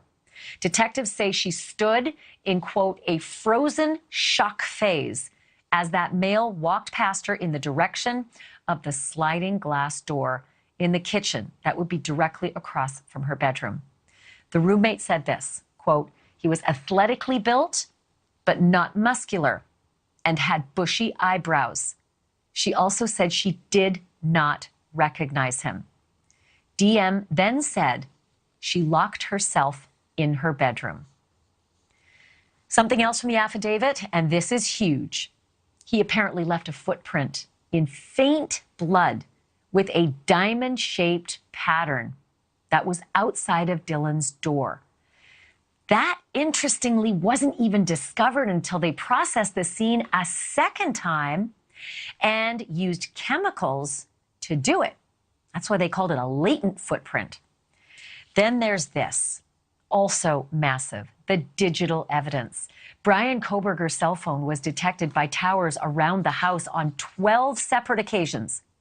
One of those was after the murders, but get this, it was before the police were even called to the scene.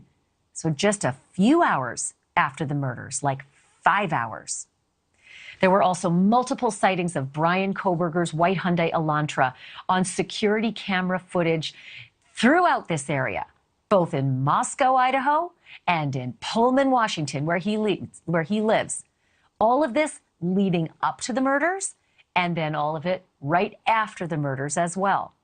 Kohberger went before the judge in Moscow on 4 counts of first-degree murder and 1 count of felony burglary. And our senior national correspondent, Brian Enton, was in that courtroom just feet away from Bryankohberger, and he joins me now with the latest. This has been, I mean, I don't know how else to put it, but a hell of a day, learning what we've learned and seeing what you've seen. Brian, take me there. Yeah, I mean, I can't believe the 19-page probable cause. It has so many more details than I think any of us expected, and there was so much happening behind the scenes over the last month that we didn't know about, and police have been so busy and they knew so much more than any of us realized. I mean, they have basically been tracking Bryankohberger for at least a month. That is when the police officer in the state of Washington first saw the Elantra, told the police here, and that's when they got the ball rolling on this. I couldn't believe a lot of the stuff in there. But back to court today, you see him there in court, Ashley. Came in, he's staying at the jail, which is right below the courthouse. It's a very, very small courthouse. He was pretty much stone cold. He didn't look back at the families. They were in the front row. And the Gonzalez family obviously became emotional when they started reading the victims' names, Ashley. We're going to be speaking with Steve and Christy Gonzalez in just a few minutes. But Brian, did you get a sense of anything from this court appearance? I know you say stone cold look and demeanor, but was there anything at all to connote the severity of what he's facing? This is a death penalty state. This is for first-degree death penalty eligible murders, and the eyes of the nation were on him. Did he acknowledge at all that the media was in the court, that the families were in the court, that there was this serious process ongoing? So he didn't look back at all, which was different than when I was in Pennsylvania. In Pennsylvania, he looked around the room and he looked and he made eye contact with his family. And when he was brought into the courthouse in Pennsylvania, he looked over at us reporters when we were shouting questions. This time he just came in, he looked straight ahead. I get the sense, and I mean, he's getting his PhD in criminology, or he was anyway, that he understands the process very well. He answers all of the judge's questions very quickly and clearly. And there is definitely this feeling that he knows what's going on in court. It was a relatively quick hearing today. The charges were read. He has the public defender because the judge said, he doesn't have the money to afford a private attorney. And now we wait for the next hearing, which will be 1 week from today.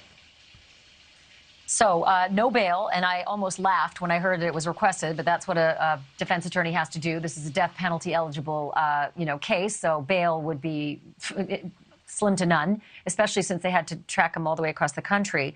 I do want to ask you about the eyewitness. This was maybe the most astounding, other than a knife sheath found at the murder scene. The fact that Dylan Mortensen actually had eyes on, and that she survived, and that she retreated back into her room, and that everything played out the way we're supposed to believe it played out the next morning. I am confounded. I'm assuming you're confounded. Is anyone else confounded about how this all happened? Yes. I mean, it's jaw-dropping. I mean, I was in line to get in the courtroom when they released the probable cause. So I'm reading it on my phone and I'm like, I can't believe that part, because we've been under the assumption that the two surviving roommates were sleeping through the whole entire thing. And no, she wasn't sleeping. She was awake. She heard lots of things, which you went over. And then she saw the killer walk by. And then there's the big question of, this was all around 4 a.m., but the 911 call wasn't made until 11:58 a.m. Yeah. Brian, I'm going to jump in, and I want you to stand by if you would. You've been so good about this, but I want to go right now to Steve Gonzalez and Christy Gonzalez, mother and father of Kaylee Gonzalez. They've been patiently waiting by. Their attorney, Shannon Gray, is also standing by as well. And thank you, all of you, for doing this and giving us this opportunity to touch base with you. I know this has got to have been one of the most difficult days of your life. Steve, let me begin with you. Your reaction after laying eyes on the person accused of doing this horrendous crime against your family. I just looked at a guy that looks like a normal, everyday, kid. I mean, I didn't see anything there that caught my eye.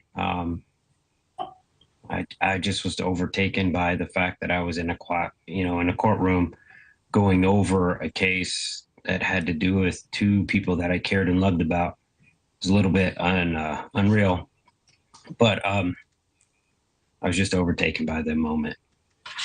Christy, I can imagine that is an understatement, being overtaken by something. You're in a club no one ever wants to belong to. There are so many others across this country who have been through what you've been through and say the same thing. It's unbelievable. They're numb. Does that sum up how you felt? Can you tell me what you thought? I expected to feel just this immense amount of hate. And I'm sure that will come. I think that I'm a little bit in shock still. But looking at him, I just felt nothing. I mean, I just looked at him like, and I couldn't take my eyes off of him, his every moment. And I just could not believe that he has done what he has done. And I had a sick feeling for sure. It was very emotional. But on the other hand, I just was numb. I expected him to be a bigger monster and a more intimidating. I mean, I'm like, this is the guy? Yeah. This is the guy that murdered our daughter. Are you going to be okay with continuing these court hearings? Are you going to show up at all of these court hearings? This is a lot. It's a lot to process. Before this, you were just parents of a couple of really great kids and living the American dream. And now there's this new normal in your life. I think we'll lean on the prosecutor to tell us if the information's going to be to a level. Like I've already told them what I'm comfortable with hearing about. the family has. I don't want to hear any of the gory details. So there'll be certain days that we're there and certain days that we check out, you know.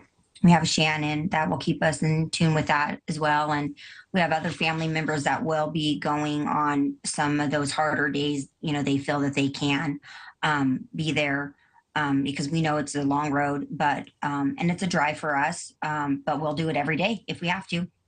We just don't want to Christy, give bad details.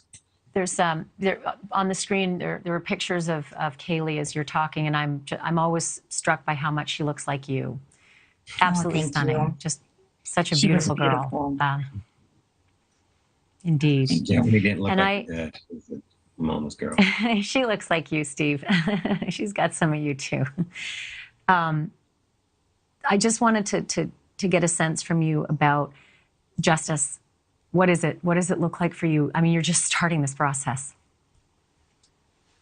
For me, it's going to look a lot like an end. I mean, justice doesn't have a room where you can read books and you can go to school and you can have, 3 meals and you can have your vegan diet. To me, that's not justice. Justice is when you leave the planet and the whole world is able to rejoice and be glad that you are not there. That's justice, and we will forgive him. We will. We're not going to have that heavy weight on us. We will forgive this individual, and but he has to pay for what he's done. And it's not just our daughter, it's all the victims he needs to pay justice to. And, that's all I can say about it. Yeah. Chrissy, it's always a shock to face the person who's alleged to have committed these horrendous acts and changed your lives forever. If you could say something to this person, what would you say? I just, I wouldn't want to give him too much. But I mean, I would tell him that, he destroyed our lives in an aspect.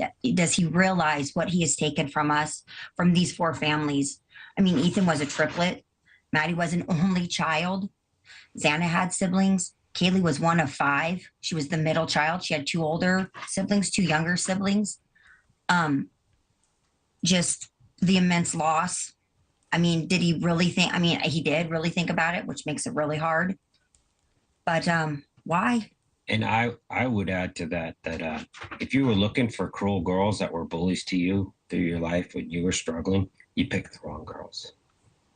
My girls have been through a lot, and they weren't the ones to pick on somebody that because they were overweight or they were struggling and people weren't. They were actually the ones that stick up for you.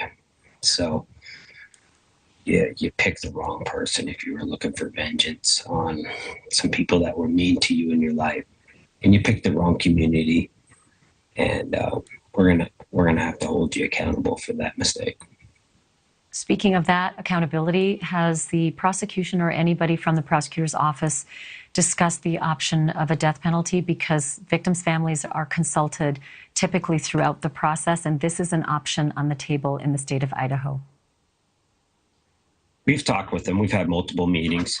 I think they probably want to do it, all of the families together, before they just approach one. That would make the most sense. But we've had meetings, but we have not crossed that actual question. Yeah, I mean, they couldn't even disclose just until recently that they were this close. They kind of said that, hey, give us some time. We think we have the right person. We're going to get this. It's incredible to hear the words forgiveness out of your mouth, Steve. It floors me. It's extraordinarily magnanimous. You're a very strong family if you're able to be there today, especially on day one of this process, seeing him for the first time. I would love to ask your attorney, Shannon Gray, if I can. Shannon, was there anything in the affidavit you didn't already know about? Are there things that you know more about than the public knows now? Well, I think there were a lot of things in the affidavit that we had no idea about. The DNA and the sheath, we had suspected some things. The identification, I think we had suspected. But there were a lot of things that, there was quite a bit of information in that affidavit. I was actually surprised there was so much information in the affidavit.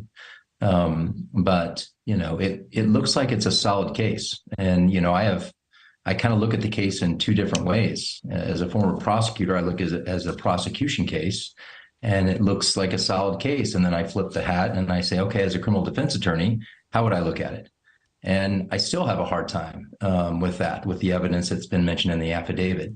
And that's not the entire case. There'll be additional circumstantial evidence that'll be provided that will make more connections, hopefully, with the defendant in the case. And like they've always said, it's not just a arrest, it's a conviction. So we're hoping that that's the case.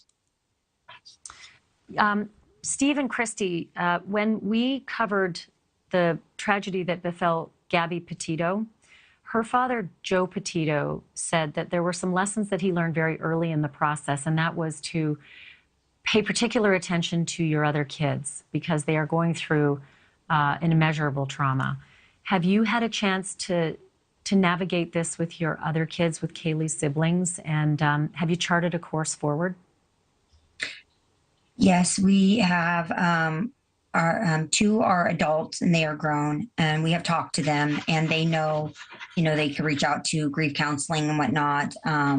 And we are very open and we talk a lot about it. We cry a lot about it. And that's not always enough. But our two younger children, right now we're kind of letting them do their own grieving for a little while longer before we start some grief counseling with the church. They have some great people for us to reach out to, and we plan on reaching out to them. I've been talking to the pastor on a daily basis, and he has some really good, they go through grief counseling himself as the pastor, and he has a team like for teens and whatnot. And he feels that they are like the best, and I trust him. He's a great man, and he's got us through a lot here lately. And yeah, we feel that we just don't want to throw it on them, because right now they're like, no, we don't need that. But I don't see how they cannot not need that. They're young, and they're heartbroken, and they're confused. Yeah, this was their friend and sister. Yeah. And so, Maddie unfortunately, as well, right?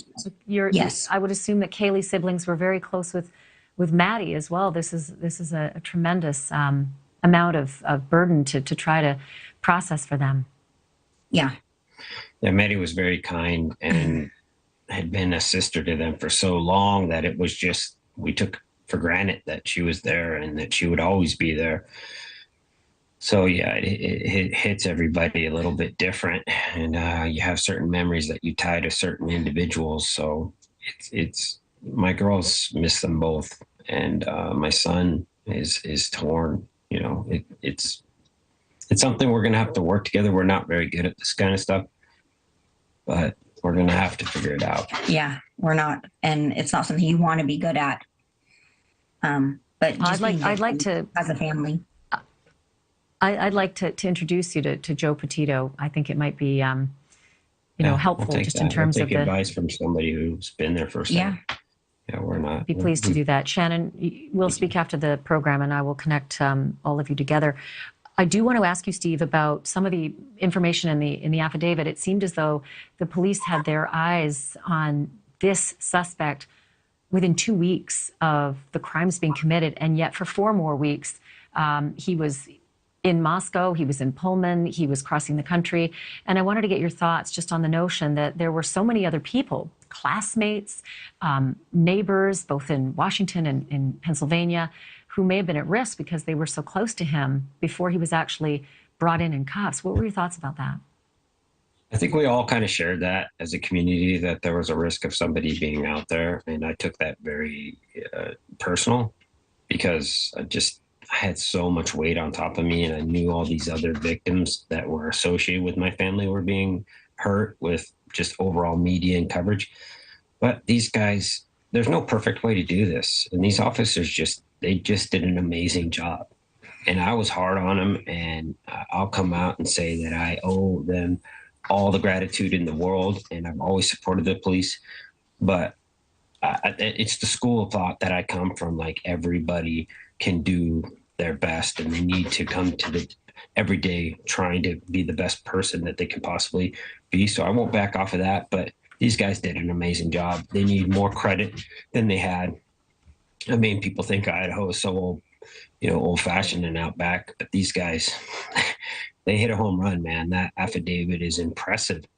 And I'm glad to be wrong. I wanted to be wrong. And I told them to their face, I looked them in their eyes and said, prove me wrong. And all is forgiven. And here we are, and all is forgiven. And I'll say that on camera, and I'll tell everybody, I was concerned, but I was wrong. They were right. And I'm okay with that. I have my person now. We have our person of interest, our defendant, and we will go after him, and he better be ready. I can't thank you enough for spending the time with us tonight, Stephen, Christy, and Shannon as well, especially on a day like you've been through today. And I send you love and strength as you embark on this journey. And I look forward to covering this as well and seeing justice actually coming through for all of you and your families. Thank you. You've been dedicated to this story. That's why we're here, because we appreciate hard work and effort, and you have been amazing. You have been so strong on this case, and it doesn't go unnoticed. And I believe the same with Brian. I think Brian is one of your coworkers, and he's been great as well. Well, we'll continue. We're not letting go. We're going to make sure that we're on it as well with you. Again, as I said, on this journey. And as I said, Shannon, I'm going to connect with you after the program and hopefully get you in touch with Joe Petito. It'll be, I think, helpful. Thank you both. Thank you, all three of you. I so appreciate it. We appreciate it. Thank you. Good night. And the Gonzalez has just mentioned Brian Enton, who has been steadfast and dogged in covering this story. He was at the jail cell today. He was in the courtroom today. He is out in front of that building tonight. And when we come back after the break, there are so many more details in those multitudes of pages in the affidavit. You're going to hear more of them in just a moment.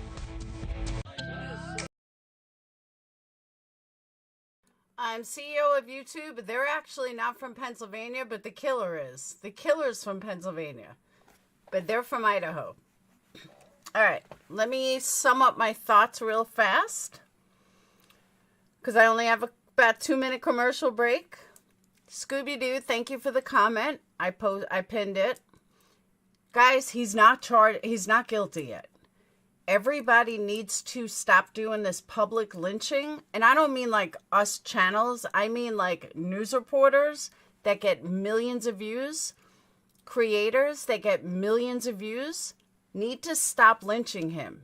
He gets a fair trial. He's never going to get a fair trial if he's being publicly lynched. Now, again, do I think he's the killer? Absolutely I do. Do I think he did it? Yes, I do. But that's a preconceived notion.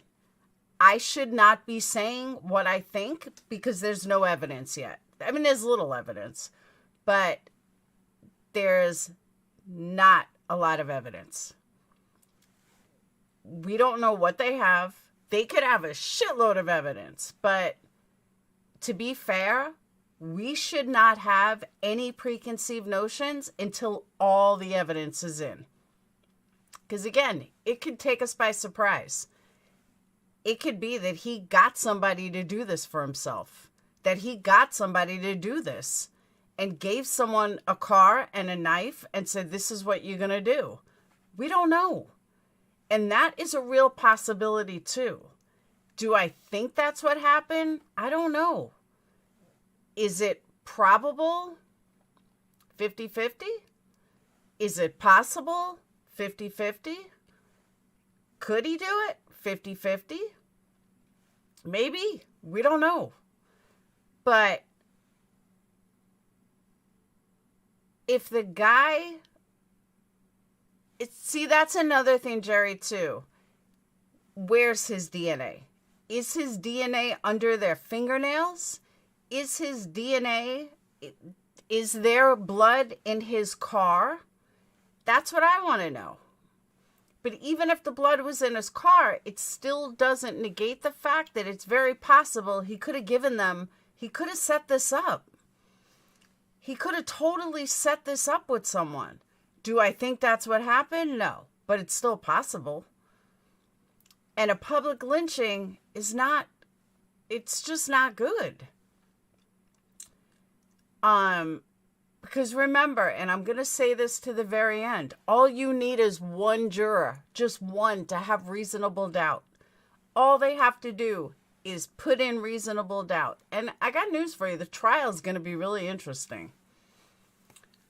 Because I wonder what the defense is going to say. But if the media doesn't stop lynching him, the judge is going to rule he's not getting a fair trial. Nope. No, it doesn't, Jerry. That's what I'm saying.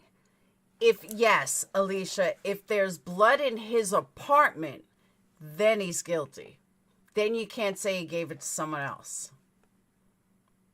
Since facing down the man accused of murdering not only their daughter, but their daughter's best friend and their family friend. And it has been a hell of a day for them to process what they have been through, not the least of which the information. And I got news for you. Brian Enton doesn't want to say what we all said, and that is that he cannot fucking believe that she didn't call 911. He just didn't want to say it, but you can read through the lines and see it. Will forgive this alleged killer, Bryankohberger. They said it several times, that they have it in their heart that they will forgive him. But okay, let me just say real fast, because I didn't get a chance to say it before. Of course they're going to forgive him. Hate only eats you up. It doesn't make Kaylee come back. It won't make Maddie come back.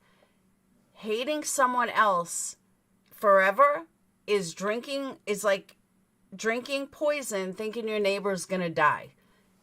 You have to forgive, because you're forgiving for yourself. You're not forgiving for the other person. You're forgiving for yourself. That's what people don't realize.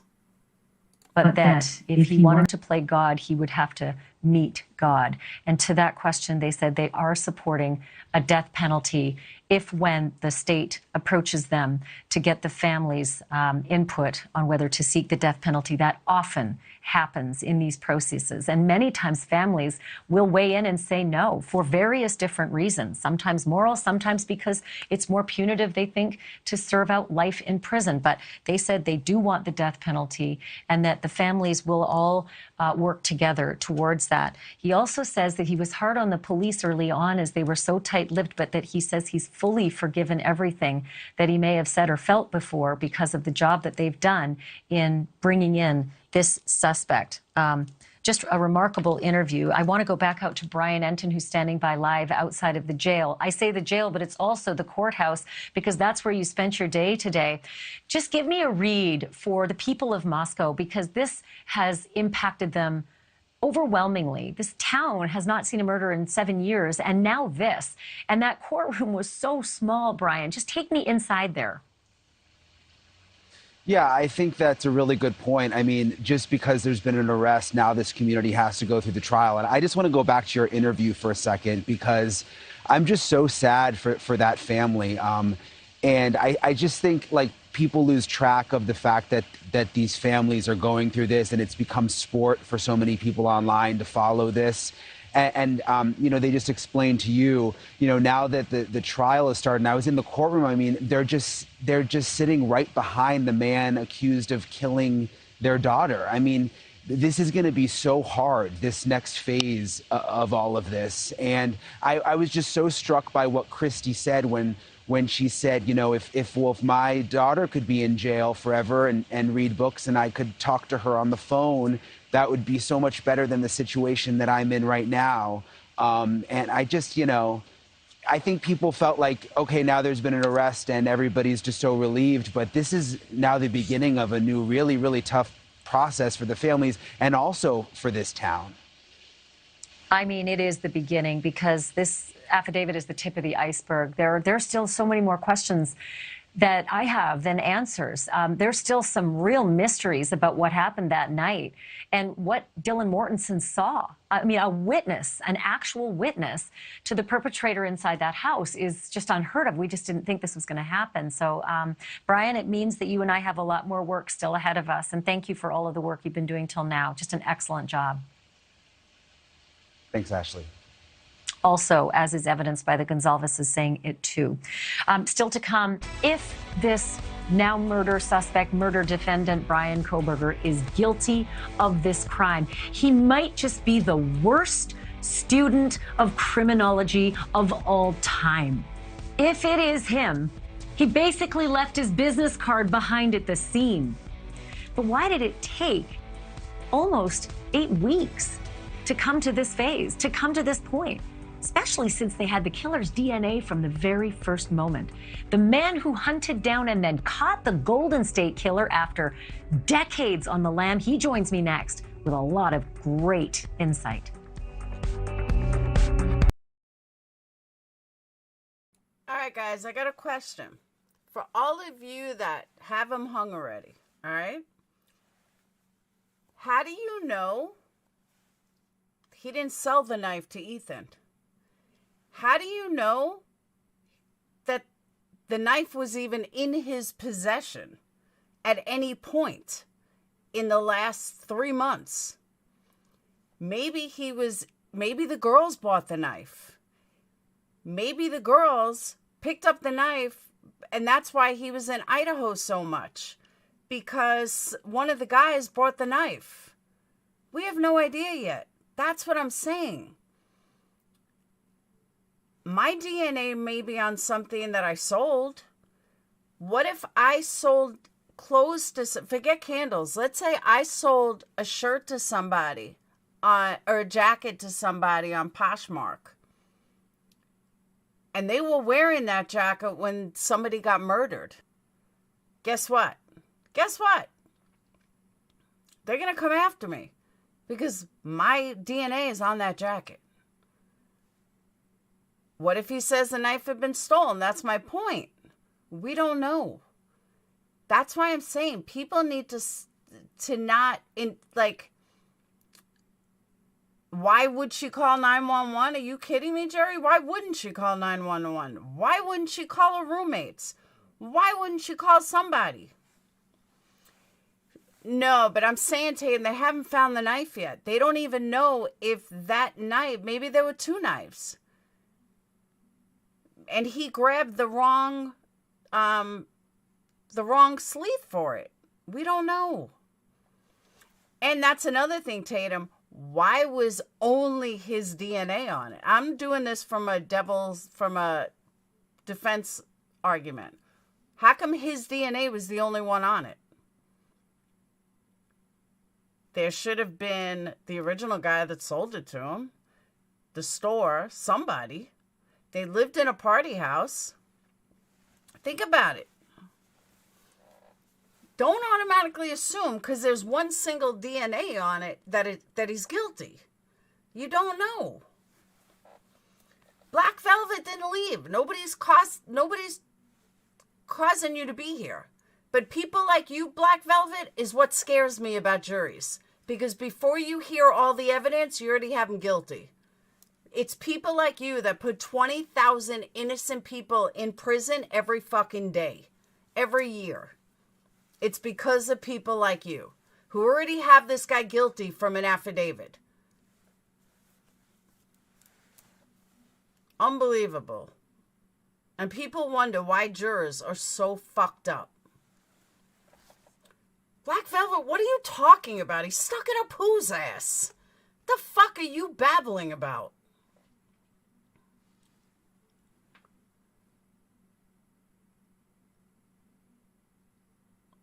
No, they haven't, McMelissa. They haven't found the knife. I think that knife is long gone. Long gone. And it has to be proven beyond a reasonable doubt. There's so much reasonable doubt because we don't have everything yet. Exactly.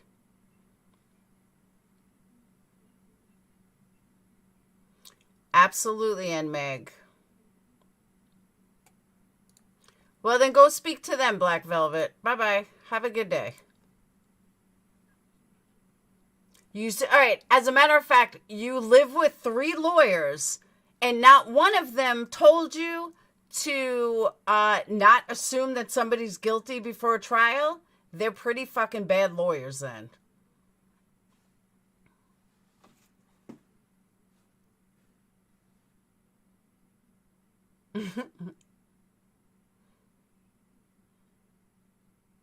Well, that's true, Melissa.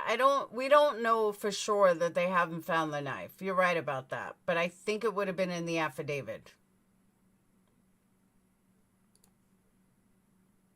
A white Hyundai Elantra to the sheath of a still missing knife that's believed to be the murder weapon. If bryankohberger is in fact the killer, he seems to have given police pretty much a roadmap right to his front door. And this is a... Bridget, I believe that was an accident. Sorry, Bridget. I think that was an accident because you didn't say anything wrong. Man who was working towards a PhD in criminology? Again, if he's guilty, what happened? Was he blinded by passion or frightened out of his wits, or did he want to get caught? I'm joined now by someone who has tackled these questions before in actually thousands of other cases, from Lacey Peterson to J.C. Dugard, but Paul Holes is most famous as the former cold case investigator who helped take down the Golden State Killer after decades on the loose. He is the author of the memoir Unmasked. Paul, I thought of you right away. We expected so little evidence in this affidavit, and it was a cascade of, frankly, mystery upon mystery, and yet we do have what we have. And what we have is that there was a bolo, a be on the lookout for a white Elantra on November 25th. And I think it was the 29th that they knew that he had one, and they had his license with a description of him. They had so much so early. They had DNA on the snap of the knife sheath that day. I don't understand how it takes so long. I don't know your business, investigators, but help me. Well, you have to understand that the affidavit is really a retrospective. And so the detective who's writing it is writing chronological order on when information came in. But when you start talking about this bolo for the white Hyundai Elantra, you have to understand that when they are initially investigated, they don't even have a license plate for this Elantra. So when they are now gathering data, going to the state's DMV and reaching out to other law enforcement agencies and their databases, they're getting thousands of bits of information of different registered owners of white Hyundai Elantras. Now, maybe bryankohberger's name was in that list, but they didn't know that he was the killer at that point in time. At the same time, you have this parallel process going on with the lab processing evidence, and it takes time. Now, they shockingly had this knife sheath that was left behind that ultimately had Kohlberger's DNA on it, which is just, for me, it's just crazy that they had such great evidence. But it takes time to go through to process not only the DNA from this sheath, but they have mountains of other evidence in the case that the lab is probably working in batches. So it probably took some time, 7 days, 10 days before they get their initial DNA results back. So they are juggling multiple things that take time. And ultimately, the stars aligned. The DNA added up. They had a suspect who had a white Hyundai Elantra. And then as they dug further, circumstantial evidence really cemented the case. So that it's fascinating. I'm looking at this timeline, and I've picked it all apart and made crazy notes looking through the affidavit.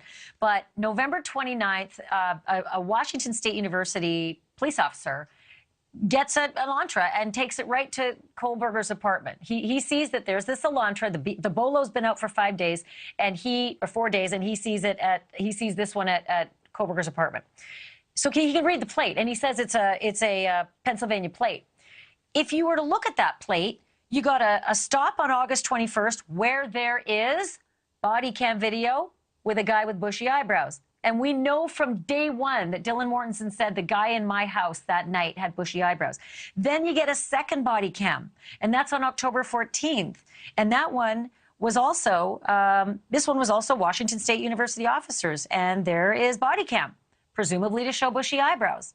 So you have 2 videos there, plus a license, a driver's license, that gives a description exactly exactly of the person that Dylan Mortensen described to the police. But then it looks like they didn't ask for the phone records, the historical phone records of this suspect, because he'd given his phone number during one of those traffic stops, right? He gave them his phone number during the August 21st. They didn't start looking for historics on that until December 23rd. That to me is a bit of a surprise. Well, and again, I think this is where, the confusion comes in as you have this Washington State University cop who sees this white Hyundai Elantra.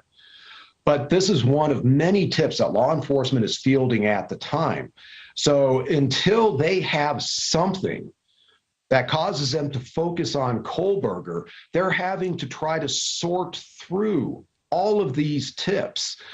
Just because you have footage showing that you have a male that has bushy eyebrows, that isn't going to be sufficient to cause law enforcement to disregard all the other tips. This is where I believe that there's a likelihood that they had other more advanced DNA technology that was utilized that helped them focus in on Kohberger. And then once they focused in based on that kind of technology, now they started adding things up. Oh, he drives a white Elantra. Now you get the body cam footage. Now you get the cell phone records, and the circumstantial case starts to cement itself.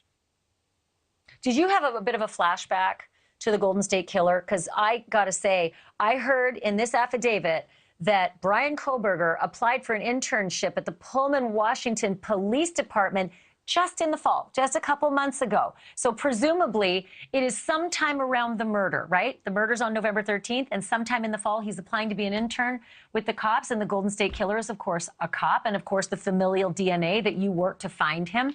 Did you have that flashback? No, absolutely. There are parallels here with Kohberger and D'Angelo. D'Angelo went to school and got his degree in criminal justice. He became an intern at Roseville PD, and then ultimately was a cop while he's committing fetish burgs and numerous sexual assaults in Northern California. Here, Kohberger's doing the same thing. In addition, look at the crime that Kohberger has been accused of. It's going into a residence at a time when the occupants are likely going to be asleep or falling asleep, and then killing them. That's exactly what the Golden State Killer was doing. I would not be surprised if Kohberger actually studied D'Angelo and the Golden State Killer case. That is so creepy. So I got to ask you something, because you told me something off air that just shocked me. I only have a minute left. But when when homicide detectives process the body, you said that they sometimes do not look for places where a sex fetish killer will mouth, and they won't think it's a sex crime. What did you mean by that? Well, what I've seen across the nation, and even in California and jurisdictions next to mine, is when crime scenes are processed and the victims' bodies are processed, they often limit themselves from a sexual assault evidence standpoint to just collecting the 3 orifice swabs, oral, vaginal, rectal.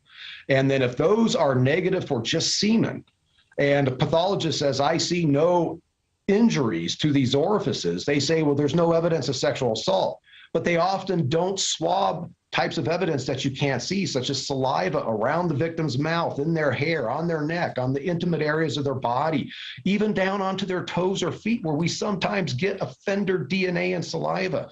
So this evidence is often overlooked. I don't know what they did in this case. Maybe they did a great job processing this. Okay, I'm sorry, but this guy is an idiot. The whole thing took place over a matter of, 20 minutes, the police said? 15 minutes, he killed 4 people. He didn't have time to sexually assault them. 20 minutes, he killed 4 people. Where did he sexually assault them? This guy's a moron. These victims' bodies. However, it wouldn't surprise me that due to the nature of Kohberger's background and the types of victims he's going after, that there's a possibility that there's a sexual component to this crime that was missed. It is so fascinating. You have got to come back. We have a much longer conversation to have about this, because they said originally no evidence of a sex crime, but I promise you'll come back. I will be back. Paul Holes, always good to see you, author of Unmasked, and just one of the best detectives out there. Coming up next, we're going to look at parts of this affidavit that don't really seem to add up. Why? Almost 7 weeks to make this arrest of someone that they might have been able to identify from the get-go, especially with the DNA at the scene. Did that delay, did it potentially put innocent people at risk? That's next. We got the help! I mean, that's ridiculous. He literally walked in, killed all of them, and left. It's like this guy. I remember watching a show. I don't remember the name of the show. It was during Making a Murderer. It was a policeman that followed Ed Edwards, who was another alleged serial killer, but I don't think he really was. But this cop, like, everything was about Ed Edwards, and everything someone did went back to Ed Edwards when it really didn't. That's what this guy reminded me of. This was not a SA case. I mean, the amount of time, he couldn't have slept with any of them or had anything sexual with them in 15 minutes to wipe out 4 people. I still don't understand how he took 4 people out with that knife. It just doesn't seem like it's even possible that one person couldn't get away. I don't know. It just seems so odd to me. They was able to kill them that quickly. Yeah, Scooby, you guys remember that, right? Could he have been paid by who, though? But if he studied all these serial killers, how did he get, you remember, right? How did he get so sloppy? If he studied so many people, why was he so sloppy? CEO, that is what I keep saying. That is exactly what I keep saying. Is that, was this some kind of experiment? You could be pretty, I heard, Bad Wolf. I heard you could be pretty quick. Yeah, this cop blamed Ed Edwards for everything. And meanwhile, he's only been convicted of like 2 crimes, 2 killings. And that's another thing. Brian wasn't a serial killer. So even if he studied serial killers, he wasn't a serial killer, at least not yet.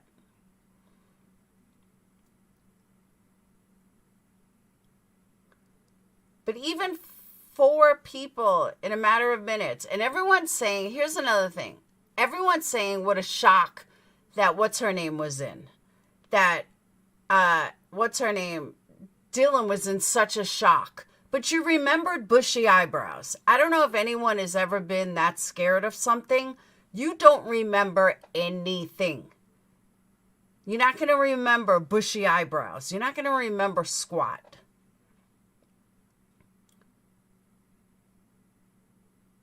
And she was pretty detailed for somebody that was in such shock.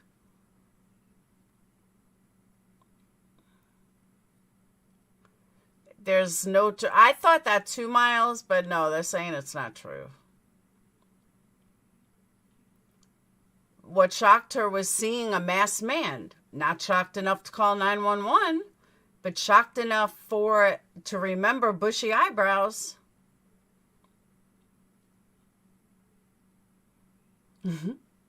I keep in mind, Beowulf. That's true, too. I didn't think of that, Chantilly. He did study kickboxing. What if he kicked them to knock them down? Maybe. Yeah, not call for help. Not... Here's the thing. Even if you're so shocked that you're scared to call 911, do you not think to call your roommates and just call your roommates and make sure that what you heard was legit? Did she hate her roommates? Something is just way off. Way, way off. That's what I'm saying, Ann. I've said that from the beginning. She didn't call for help. She didn't call her roommate. She didn't even check to see if anyone was alive after she saw the guy leave. weeks before he was arrested. Think of all the people that he came into contact with, classmates, neighbors in Washington, neighbors in Pennsylvania, people upstairs, downstairs, people at the rest stop. Wow. Imagine if that was you. Phil Waters is a retired homicide detective with the Houston Police Department, and during his career, he's investigated more than 400 homicide cases. I thought about you with this question. It just seems like such a long time when they had that sheath with the DNA on it in the car and the pings of the cell phones, etc. This guy was able to go to class for a couple weeks. He was able to travel the country, go shopping. It seems just scary that he was in front and beside and sometimes alone with a lot of people. Well, true, but I will tell you this, in terms of time from an investigative standpoint, from my experience and being involved in this type of an investigation, I can tell you that the thing that I've said all along that was going to break this case was the hard work and the due diligence of these detectives. They didn't stop, and this case brought it to this point of arresting this evildoer. I'm telling you, this was a rapid accumulation of evidence. They were able to put in the affidavit. They accumulated all those affirmative links. And he was under surveillance, I think, from the time that they realized that this is going to be where the evidence is leading them to. Yeah, well, I mean, I hope, right? Especially if you're a classmate or if you're using a public bathroom with them. Wow. Holy cow. Okay, I only have a minute, but the Dylan piece, Dylan Mortensen sees him walking towards her and then turning and going out the door, and then she retreats in and closes the door. Is it possible that the police sent us a red herring with the information from the next morning? The roommates get up and they're trying to wake up their roommate and they call their friends and then they call the police and say there's an unconscious person. Is it possible all that's a red herring? I don't think I'd call it a red herring. I think I would call it a dissemination of information that was needed to be framed in that particular way to protect that witness to begin with, and to not let on. I mean, there's certain things you're not going to release to the media, and I will tell you, I think those decisions were well made in this particular case. I've got 10 seconds left here, but do you think the police were there at 4 in the morning, or do you think he really didn't get there till 11 in the morning? 10 seconds left. I don't know, and that will come out eventually in the trial. Those types of particulars. Phil Waters, as always, it's so great to have you, and I'm going to have you back because of the breaking news tonight. We had to cut our interview a little short. So that's it. Let me tell you, they think. See, even Banfield is not believing that she didn't call 911. So they're saying that maybe she did call 911 and they're keeping that under wraps. That I understand. All right, I want to know what this breaking news is.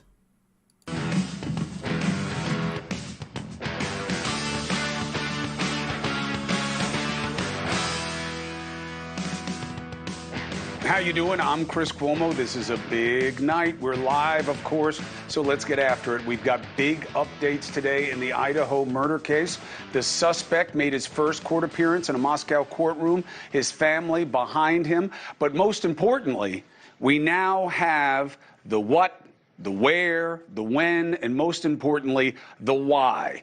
The supportive document, what's called the charge affidavit, showing probable cause, low level, but authorities here had to make a little bit more of a showing to justify this arrest. And they put out 19 pages of a lot of legwork, okay? It also includes details that are graphic, that are different than what had been reported. Plus, history was made Monday night. You remember the game? Buffalo Bills against the Bengals. The safety for the Bills, Damar Hamlin, comes in, boom, takes a couple of steps back, seems to fix his helmet, collapses. They're doing CPR on the field. The announcers are doing their best, but they don't really know what's going on. All of us are wondering what's happening. They're going to cancel the game. Is this guy going to live? What's going to go on? We're getting great reports about him, but what did it tell us about the game? How it was handled in the moment? All right, we'll see if there's a breaking news. But, yeah, maybe she did call. If she called 911, then I'll retract everything I said. But why lie about it? Why wouldn't they just tell us she called 911? That's the part I don't get.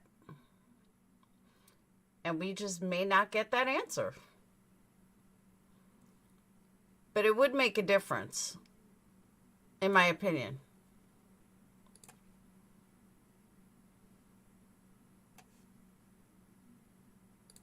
Got a lot wrong on this story, including forwarding the narrative that the roommates were pretending to have heard nothing. How did they hear nothing? How did they hear nothing? Guess what? They didn't hear nothing. They didn't see nothing. Big, big changes based on the investigation that we can now explain. Also, this nonsense on the internet and on the TikTok true crime chat that the cops implicated the father in the charging document. No, they didn't. That's a misreading of how DNA was found in garbage at the family home. I'll take you through that as well. But I know you're hearing it. You're tweeting me about it. I'm not discussing it because it's not true, okay? And what we can say is that we now know the authorities have done a lot right. We now know what they have and what they still need to prove that this was a crime committed by this suspect beyond a reasonable doubt. Remember, much higher standard than probable cause for an arrest. And the prosecution, this is another good detail that we now know, has chosen to hold a preliminary hearing next week. That's very good for us. We're going to learn a lot more this way. Why? Preliminary hearing, you have the defense present and the prosecution. The defense can test the evidence that's in this preliminary hearing, show of how to move to the next level and sustain this charge. If the prosecution and the judge had decided to go the grand jury route, that's secretive. That's all about the prosecution. Defense isn't even there with counsel to test it. So this is much better for us and our open understanding. We can also say this at this point. The arrest of this suspect was warranted. I'm not saying that they can make the case beyond a reasonable doubt. That's for the experts to discuss tonight. But there's a lot here of probable cause, and we also know this suspect, he may be studying criminology, but he's no master criminal. The authorities have 3 bites at the apple in this affidavit, okay? You have car details, cell phone details, and DNA, okay? The first one, his car. Working backwards, they see it passing by the murder location multiple times and then stopping and leaving in the same window as what investigators believe was the murder window. Okay, so they have the car on scene during the time when this was happening. This is based on interviews and, of course, cell phone records of one of the victims, and they also have all of this surveillance footage that a master criminal should have thought, right? There are cameras all over the place now. They then track the car back to near where the suspect lives. DMV records, a motor vehicle, connect him to the same type of car and a car with no front plate, which the one in the video didn't have a front plate. It's supposed to have a front plate in Washington and Idaho, but not in Pennsylvania, which was where the car was registered. Thank you, Lacey. I got news for you. I'm starting to like Cuomo more than Banfield. At least he's real. Could go either way. That'll have to be argued. We're going to chew on all this with people who make and test these cases. But the one defense with the car will be, okay, yeah, that's the right car, and it was near where I live, but can you place me in it? As far as we know, no, it's not in the affidavit. Now, you may say, oh, well, who else would be in it? Hey, beyond a reasonable doubt, okay? That takes us to the second bite, which is, okay, car's not enough. How about your cell phone? The police really did their legwork. They verify his phone from an earlier arrest in the area that he got for, I think, using his cell phone. And they tracked that phone number to when it was on, but more importantly, when it was off. Now, why would the phone be off? Nobody turns their phone off. Well, you know what an expert will tell you? People who commit crimes sometimes turn them off because they don't want it to be on as an indication of what happened.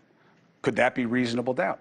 It was off, the phone, not pinging off any towers, so it's assumed to be off, in the same window as the murders after pinging in the same area before and after the window of the murders, apparently back on the way towards the area of his apartment. The cell phone is now back on and pinging again.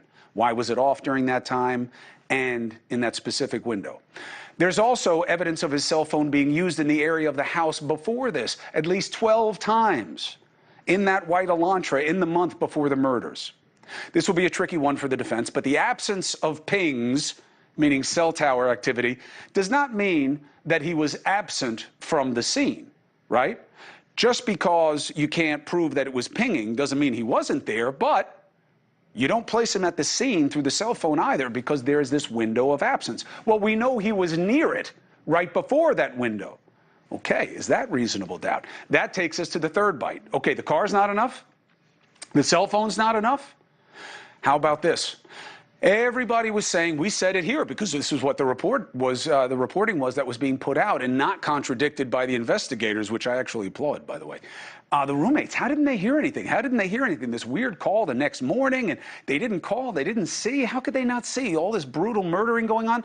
The roommate, one of the roommates did hear. One of the roommates did see a stranger in the house.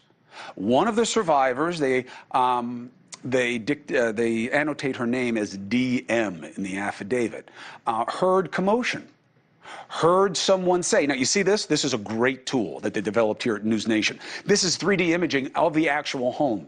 And you can see there, if you look, you'll see the little details of where the 2 bedrooms were, okay? 4 murders, but only 2 rooms. One young woman was with her boyfriend, and the other 2 female victims were in the same room together. So he only had to go through 2 rooms. Did he know that? How could he? But that's it. Now, one who survives says, I heard somebody say upstairs there was someone in the house. Then the same survivor says, I heard a male voice saying something like, I will help you. Was it the killer saying something that's really ghoulish, or was it a mortally wounded boyfriend? We don't know.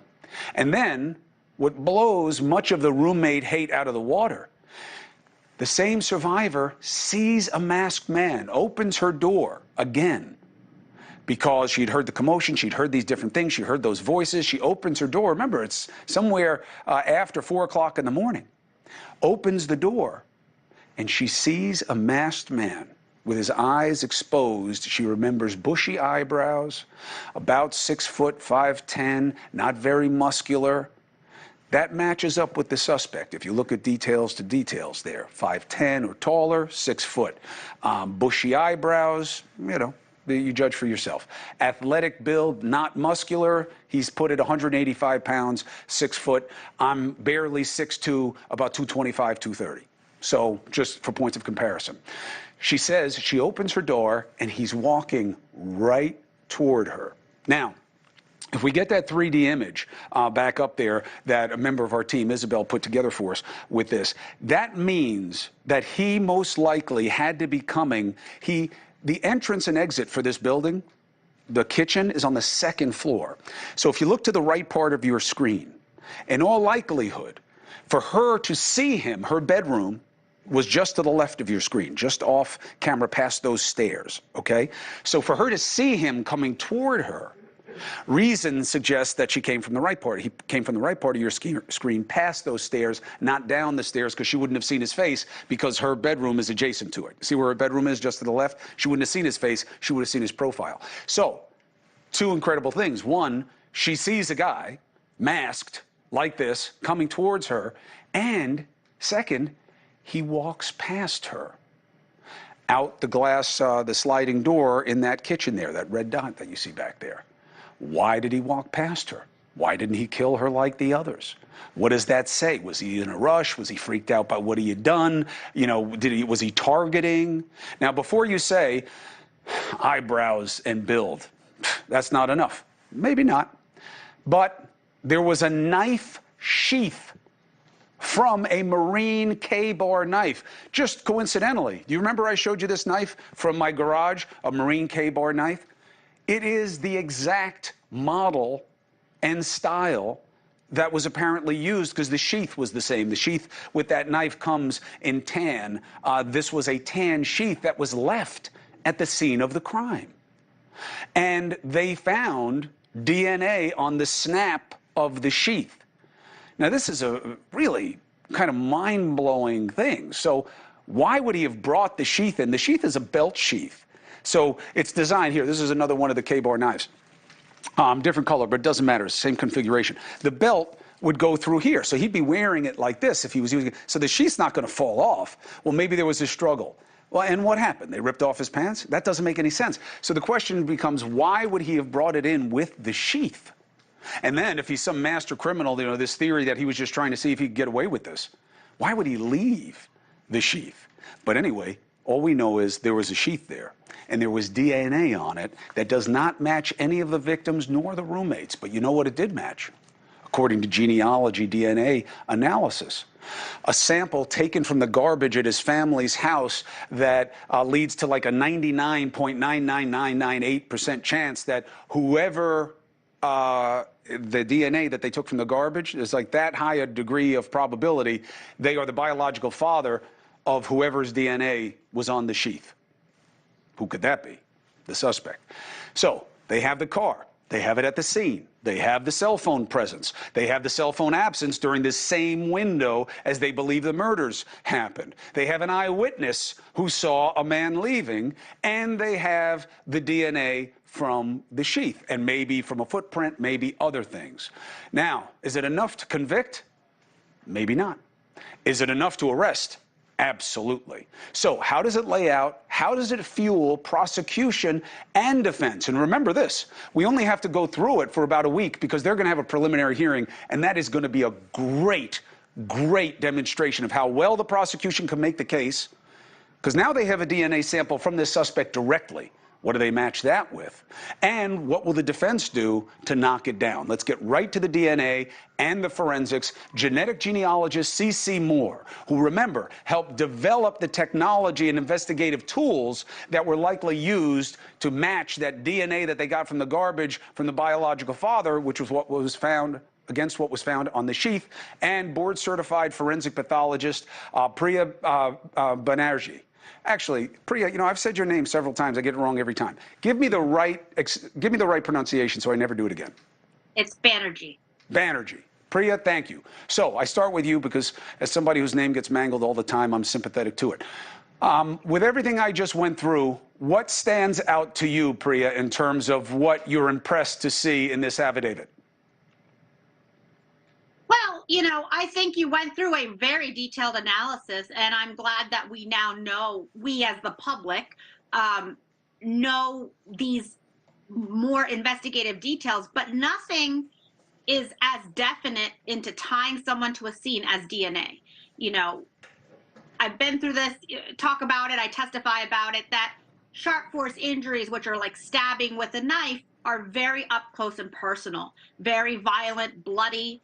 And sometimes the person doing the assault can get cut. It's a very big knife that you showed, and it's amazing. You know, that's why we take fingernails, trace evidence, and they did a great job on a very subtle finding, if you will, on the sheath to find his connection there, find the DNA. And I think that's the money. Everything else is circumstantial as you were going through. Right. Look, 97% of cases, as we know, are circumstantial. So it's not like you can't get convicted on it. But having direct evidence, let alone forensic and DNA, is obviously going to be very powerful for a jury. So, Cece, the idea of how strong this is before and then after, assuming now that they've made an arrest, they have a sample of his DNA. Can they use the sample of his DNA post-arrest? And how strong is this biological potential genealogy match? At this point, the genetic genealogy becomes irrelevant because they have that match. Now, all we know about at the moment is the paternity match to his father, which that is actually not genealogy. That is going back to that original crime scene or that crime forensic profile that they created at the Idaho Crime Lab. That paternity comparison would have been done using that CODIS STR profile marker, not the SNP profile marker that profile that we create for genetic genealogy. I don't know what that means. So this is a traditional paternity test comparison. They've been using these for decades. It's based on those 20 genetic markers that they use in court, that they use to create that profile they compare against the law enforcement databases. So Sarah, they're saying the suspects, the DNA that they found on the sheath is 99.9998% a child of the Kohberger father whose DNA we got from their garbage. That's what they're saying.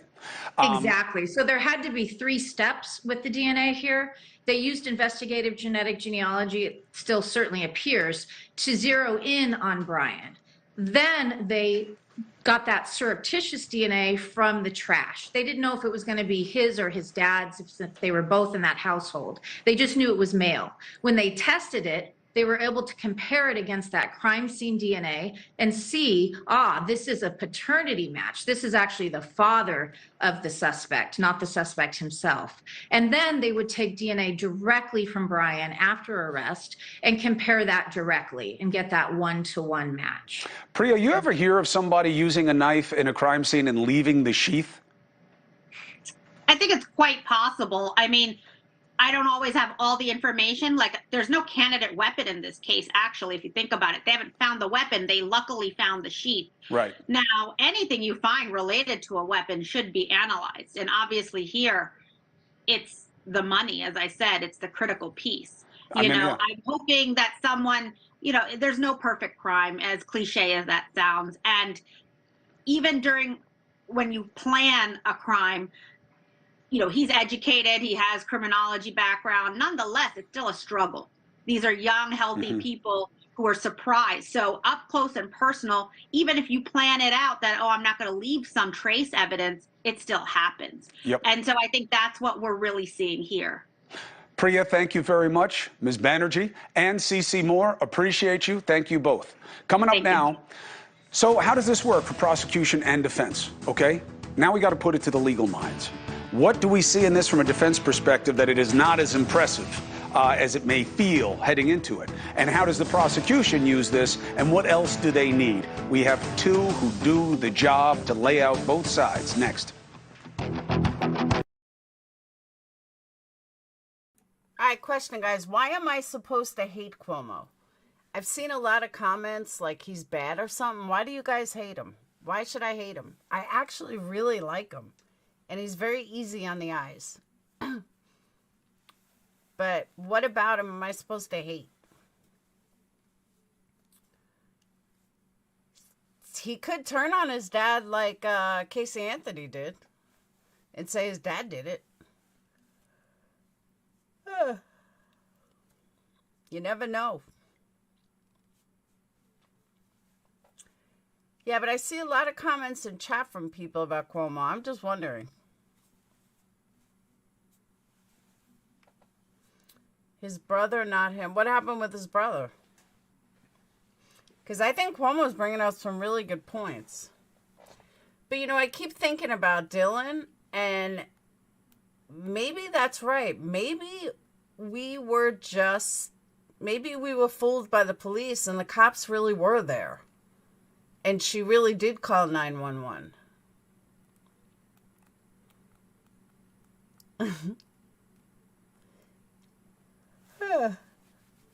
You know what I mean? Maybe I could see why the cops didn't want to tell us, because then it puts her, while he was caught, before he was caught, that puts her in jeopardy, that maybe he would go back and try to kill her if they knew she called 911. You know what I mean?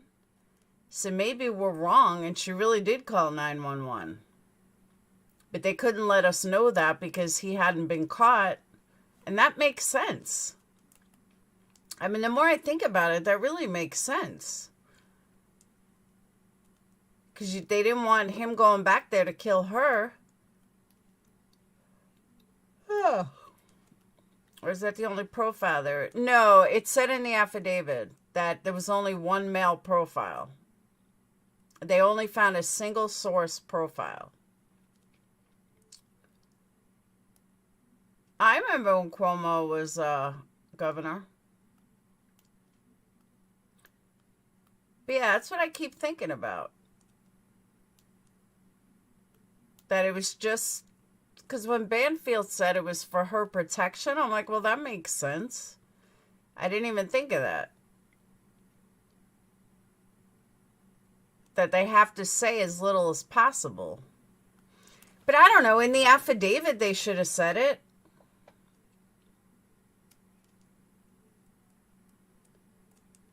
Perved on women at CNN and was fired for it. Oh. Every governor of New York City does a horrible job.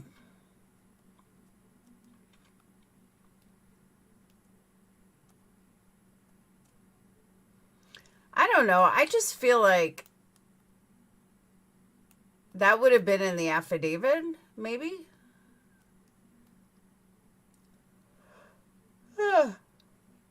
I'm tired, but I want to watch this.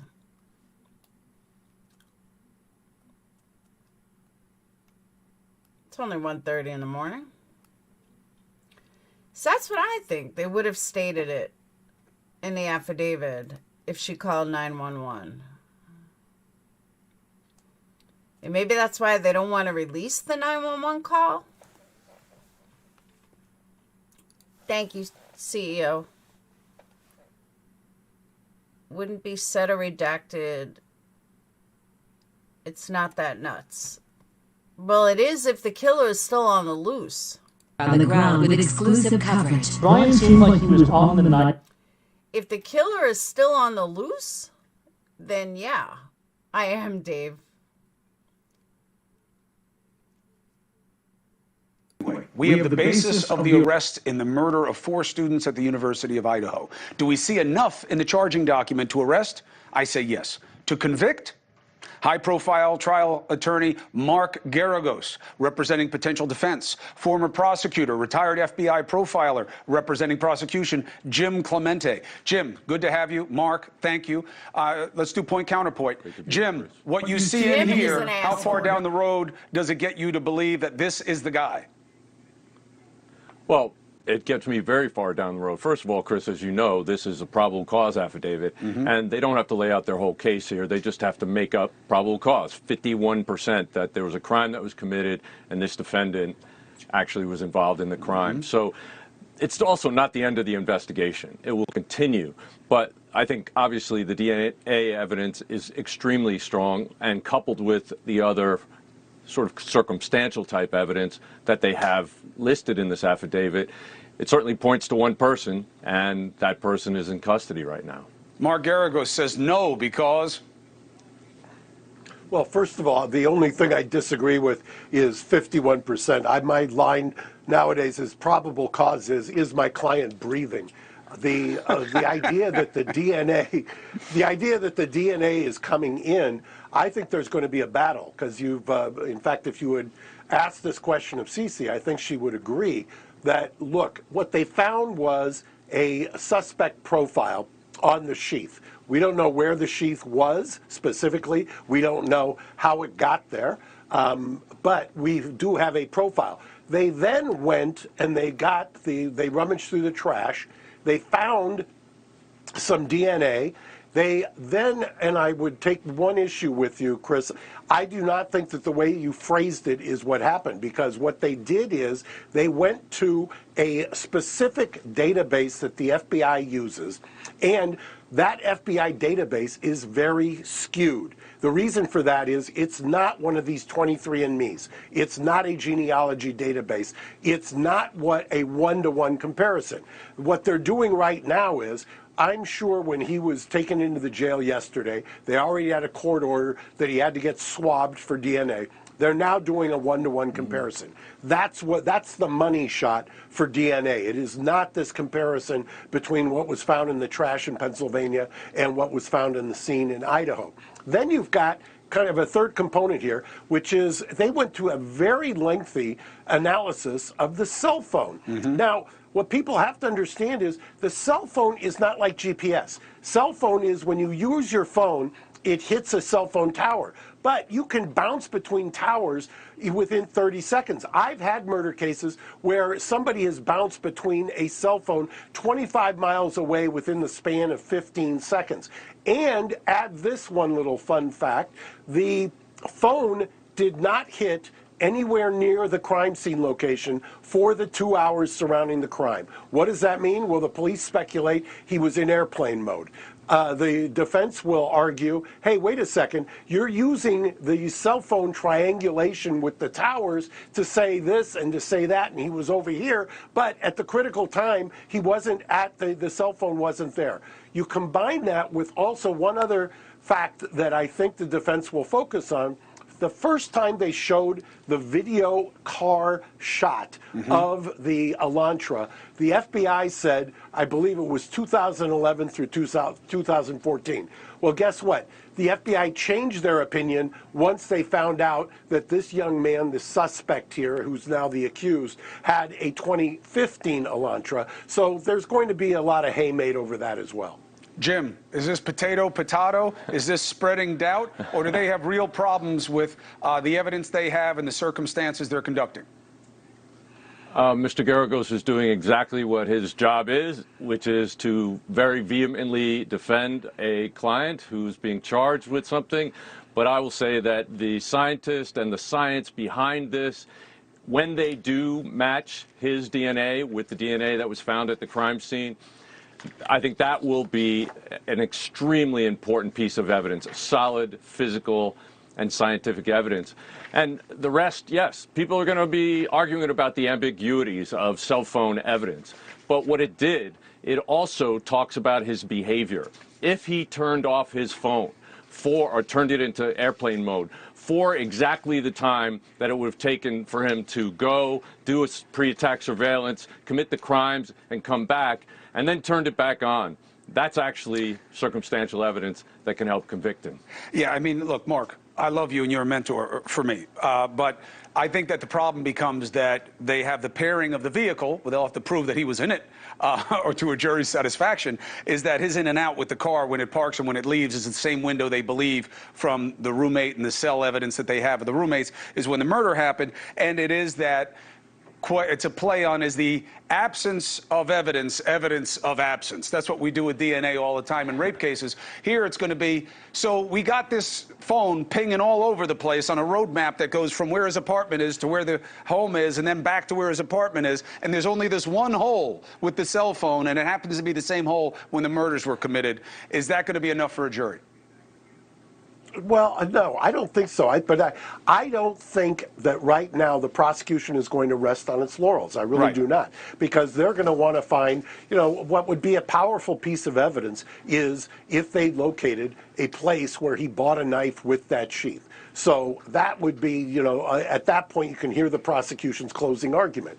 Or if they were able to tie some kind of blood evidence of his, because remember, there at least what's being leaked is defensive wounds. Defensive wounds means that there was some kind of transfer. And maybe those a footprint. are the kinds of things that you really need. And maybe a footprint. Well, yes, the footprint's another huge thing. If that was the footprint was a Vans shoe, is what they're saying. If this guy has Vans shoes, then it's you can hear the closing argument. What a coincidence! What a coincidence! What a coincidence! One of the things I didn't touch on here, not just because of time, but Jim has a really good argument about how this guy's put his life together in a way that shows that he had a real fascination with crime.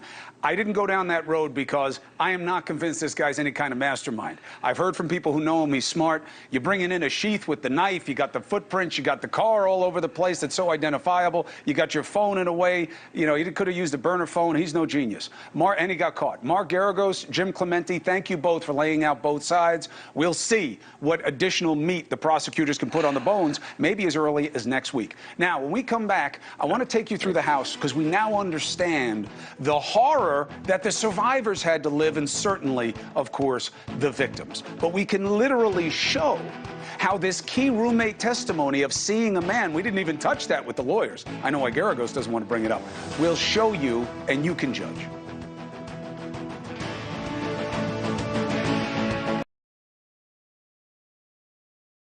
See, I agree with everything Garagos is saying. I really do. Take out the fact of what I believe or what I think, and just based on evidence, I think that Garagos is brilliant. And I agree with everything he's saying. See, another Cuomo hater. Yeah, but the cops were right. He really made some dumb mistakes. But one thing we do know is that Kaylee and Maddie were killed first. Because if she saw him leave after, on the way out of Xana and Ethan's room. So we know that Xana and Ethan were killed last. Now, one thing he said, though, that I didn't even think of, when she heard someone say, a male voice say, "Don't worry, I'll help you," that could have been Ethan. I never even thought of that. He could have stabbed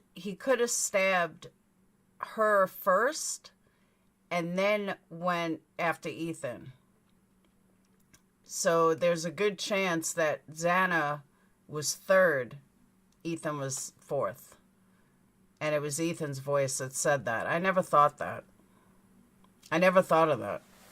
I was thinking it was the killer with some weird thing. I don't know. Someone said earlier films that maybe he was tired. I mean, he just stabbed 4 people to death. Maybe he was tired.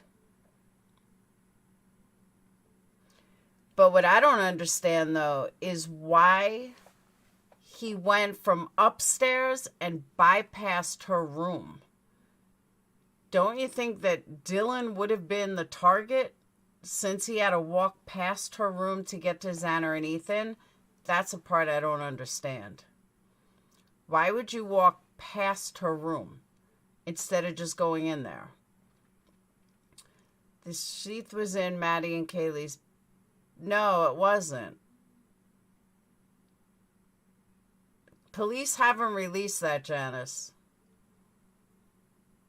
Don't recognize the voice. I'd say if it was maybe not. Maybe not through a closed door. She may not have recognized through a closed door.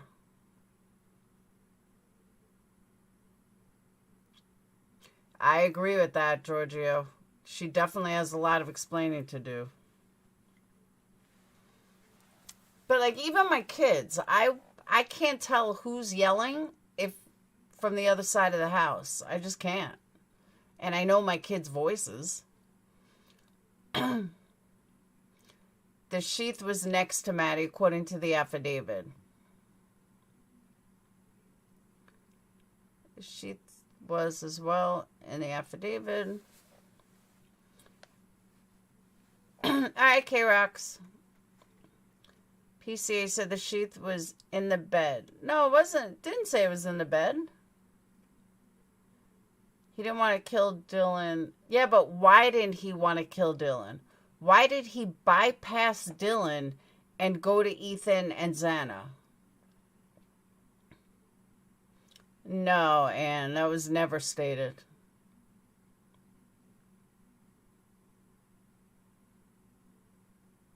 I thought it said next to Maddie too.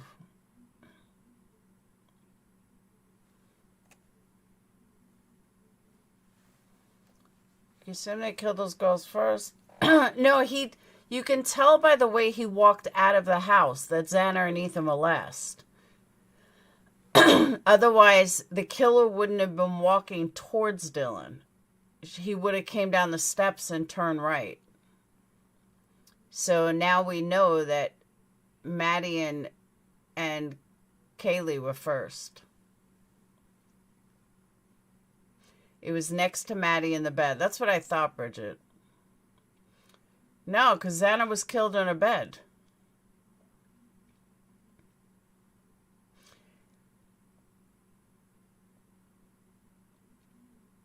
Ethan and Xana were killed in her room.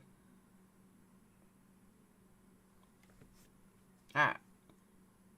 3D mock-up of the actual home. Now we understand where this killer went, where people were. Because remember, a lot of rooms in the house, but only 2 were necessary for the murders. Because there was a couple in one room, and 2 of the victims, 2 girls, were found in another, different floors. And now we know that we had a surviving roommate who saw the killer. Let's bring in crime scene analyst Ross Gardner and former FBI agent Jennifer Coffindaffer. Ross, let me start with you. You trained the crime scene reconstruction expert the defense has retained. Why does the defense need a crime scene reconstruction expert? Tatum, no, they weren't. According to the affidavit, they were both killed and found in their room. I don't know how people are getting that confused. It's clear that they were both found and killed in their room. We went through this earlier. Well, the function of crime scene reconstruction is to provide specific information relevant to what was going on in that scene and generally what order it was going on. There are probably three basic reasons that the defense has brought him in. One, Kohberger says, I'm not guilty, and the defense wants to see if there is, through his own independent folks, that's certainly a possibility. And it all boils down to he can't put forth a functional defense if he doesn't understand the crime scene, if he doesn't understand what the prosecution has in their hands, and how they'll use it. The affidavit does not say that it was found under her leg. Xana was not found in the hallway. Xana was found in her room. Ethan was found in her room. They were both found in the room. This I know for a fact because I went through this earlier 3 times. Look, and of course, he doesn't have to put forward any defense. This is the onus is squarely on the prosecution. He has an option to do it. We'll see how that's played. Now, Jennifer. Nobody was found by the bathroom. She was found in her room. He was found in her room. They only said the bathroom door because I don't know why they said it, but they were both found in the room. I know this for a fact. I went through it with someone earlier. They were all found in their rooms. Jennifer, I want you to go through with me what I found most remarkable in this affidavit. Both you and I both thought they had to be able to make the probable cause bar, otherwise it would have been crazy to make an arrest with all the scrutiny. But we were led to believe, and good to the investigators by being quiet, that the roommates didn't see anything, they didn't hear anything, and it never made sense to you and me. And that's because that's not how it happened. Now, if we go to our 3D rendering, we now know that this happened, the murders would have happened in 2 of the bedrooms. You can start rolling it now, Dusty, okay? And the roommate says, here she was, DM, in her bedroom, okay? She hears things upstairs, she hears things on her floor, then she opens her door a 3rd time, and she sees a masked man with bushy eyebrows, about the same height and build as the suspect, walking directly toward her, and then walks past her and through the kitchen and out the sliding glass door. A little bit of a weird configuration, the house a little upside down. There's a kitchen and a main entrance exit also on the 2nd floor here. So for her to see him in the eyes, Jennifer, he had to be walking right toward her, not down the stairs in profile view. And how amazing that she was not targeted. It is amazing, but I think there were a couple things going on here. First of all, let's talk about him. Why didn't he target her? I believe it's because he had a fantasy in his mind that had gone on from clear when he started surveilling this situation and started targeting these ladies and this house and this situation. In this fantasy, everything was going to work out exactly how he wanted it to work out. And in reality, that wasn't what happened. As he stabbed, there could have been blood coming to his face. There were sounds, there were noises that his victims actually made. Nothing went at some point to the degree that he wanted it to go. The sheath was left behind. I think it's at this point that he realizes, I need to clear out of here. This is not going how I had planned, and he kind of steps from this fantasy world into the reality world. But he walked past her. It wasn't like she saw him doing some mad dash out. And, you know, he was getting a lot of credit, maybe false credit, about being a criminology guy, PhD. He's so smart. Not smart enough not to drive back and forth in a white car in front of the crime scene, not to be using his own cell phone all over the place, not to, remember to not bring the sheath of a knife with you inside and then leave it at the crime scene. Let me ask you about that, Ross. Have you ever seen that before, where somebody uses a knife in a gross stabbing like this and brings it in with its sheath and leaves the sheath behind? Well, not specifically a sheath, but it's not uncommon that, a suspect comes into a scene or the killer comes into a scene and whether with purpose or by accident leaves something behind. I've had cases where somebody left their identification card in the crime scene, so I'm not surprised by that. And again, you don't know if that was accidental. You don't know if that was an intentional act. Was he trying to misdirect? It's a K-bar knife. Is that going to lead the police in a particular direction? It's too early to understand, and it really goes to the intent. You don't really know what his intent was. Does this live or die, Jennifer, on their ability to take his actual DNA and match it to a real sample of DNA that creates the kind of dispositivity, that this is really him at trial? It doesn't live or die by it. They've got a good circumstantial case, but this is the dagger, if you will. This is the piece of evidence that points directly to him, that puts him directly at that crime scene, and I think this is a very strong case. One question last, and we got to go out of time. Jennifer, my new question for the roommate is, thank God she survived. Why didn't she call the police that night or early that morning when the guy walked past her? This is a young 21-year-old. For all of us that know 21-year-olds and have children that are 21, this is a young woman that likely has never had trauma. Most of us have never seen or had trauma where we thought our life could be in jeopardy. But people who do have a fight and flight and flee response, and she froze. She froze. And she got tunnel vision. The tunnel vision, thankfully, was on those eyes and those eyebrows, which were hopeful for that probable cause affidavit. But that's what happened. And then I think she went into her room, shut that door, and we don't know if she might have, gone out that night and been inebriated. And I think just in a state of emotion, fell asleep. Boy, is she fortunate. Thank God. Horrible thing to have to live with, but thank God she wasn't, murdered as well. Ross Gardner, thank you very much. Jennifer Coffindaffer, as always, appreciate it. Now, coming up, story shift, but same kind of urgency. What did it mean, what happened, what we saw on Monday Night Football? Damar Hamlin, we're hearing amazing things. I personally don't care about Monday Night Football, but I'm sorry, I think Coffindale is wrong. It doesn't take being 21 to think that maybe I should call the police or check on my roommates or check on something to find out what happened. It's not rocket science. 21-year-olds, I don't care how drunk they are, 21-year-olds would call 911. If you saw him close enough to know that he has bushy eyebrows, then you saw blood all over him. How did you not see blood on him? That's what I want to know. How did you not see blood? I think the sheath or whatever slipped off because of the blood. But tell me how you don't see blood, but you see bushy eyebrows. Get the fuck out of here. I don't believe it. Sorry.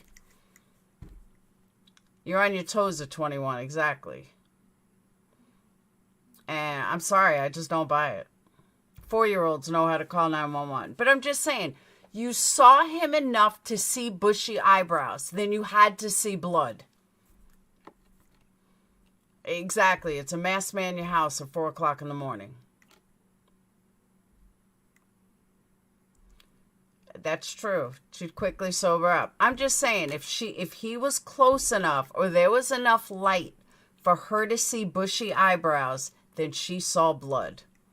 And that's why I don't buy her story. The story that we know as of right now, I don't buy. Who said she didn't see blood? It's not in the affidavit. You have to remove the sheath in order to, yes. But what they're saying is, why did he even bring it in? I think it either slipped off or he dropped it. Like maybe he dropped it. I don't know. Maybe he had 2 of them. 4 times trial, not 3, 4. She peeked out 4 times. 24-year-old almost died. He woke up today and asked who won. Oh, is that what the breaking news is? Yeah, I don't care about football. Don't let Dayton hear me say that, though. And Miles, you very well might be right. It's huge, let's go. It's huge if you like football. I don't like football. I think he got carried away with it. Maybe. But they say the blood is very slippery, so it very easily could have slipped off.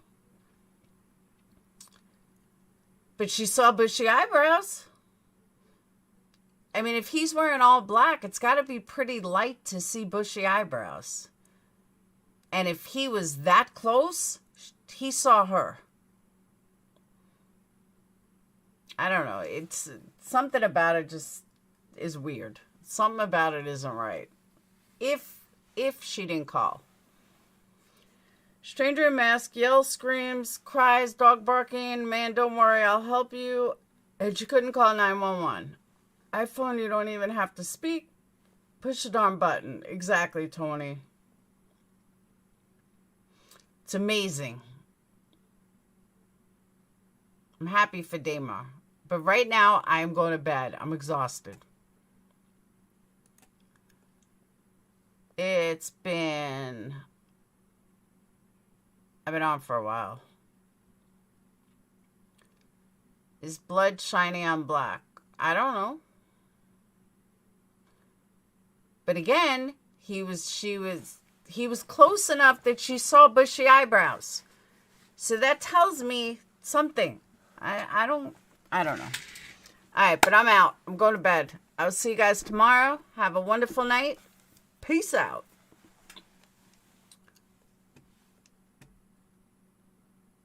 Don't forget, hit that subscribe button on your way out. And I will see you all later. I'll see you tomorrow. Peace.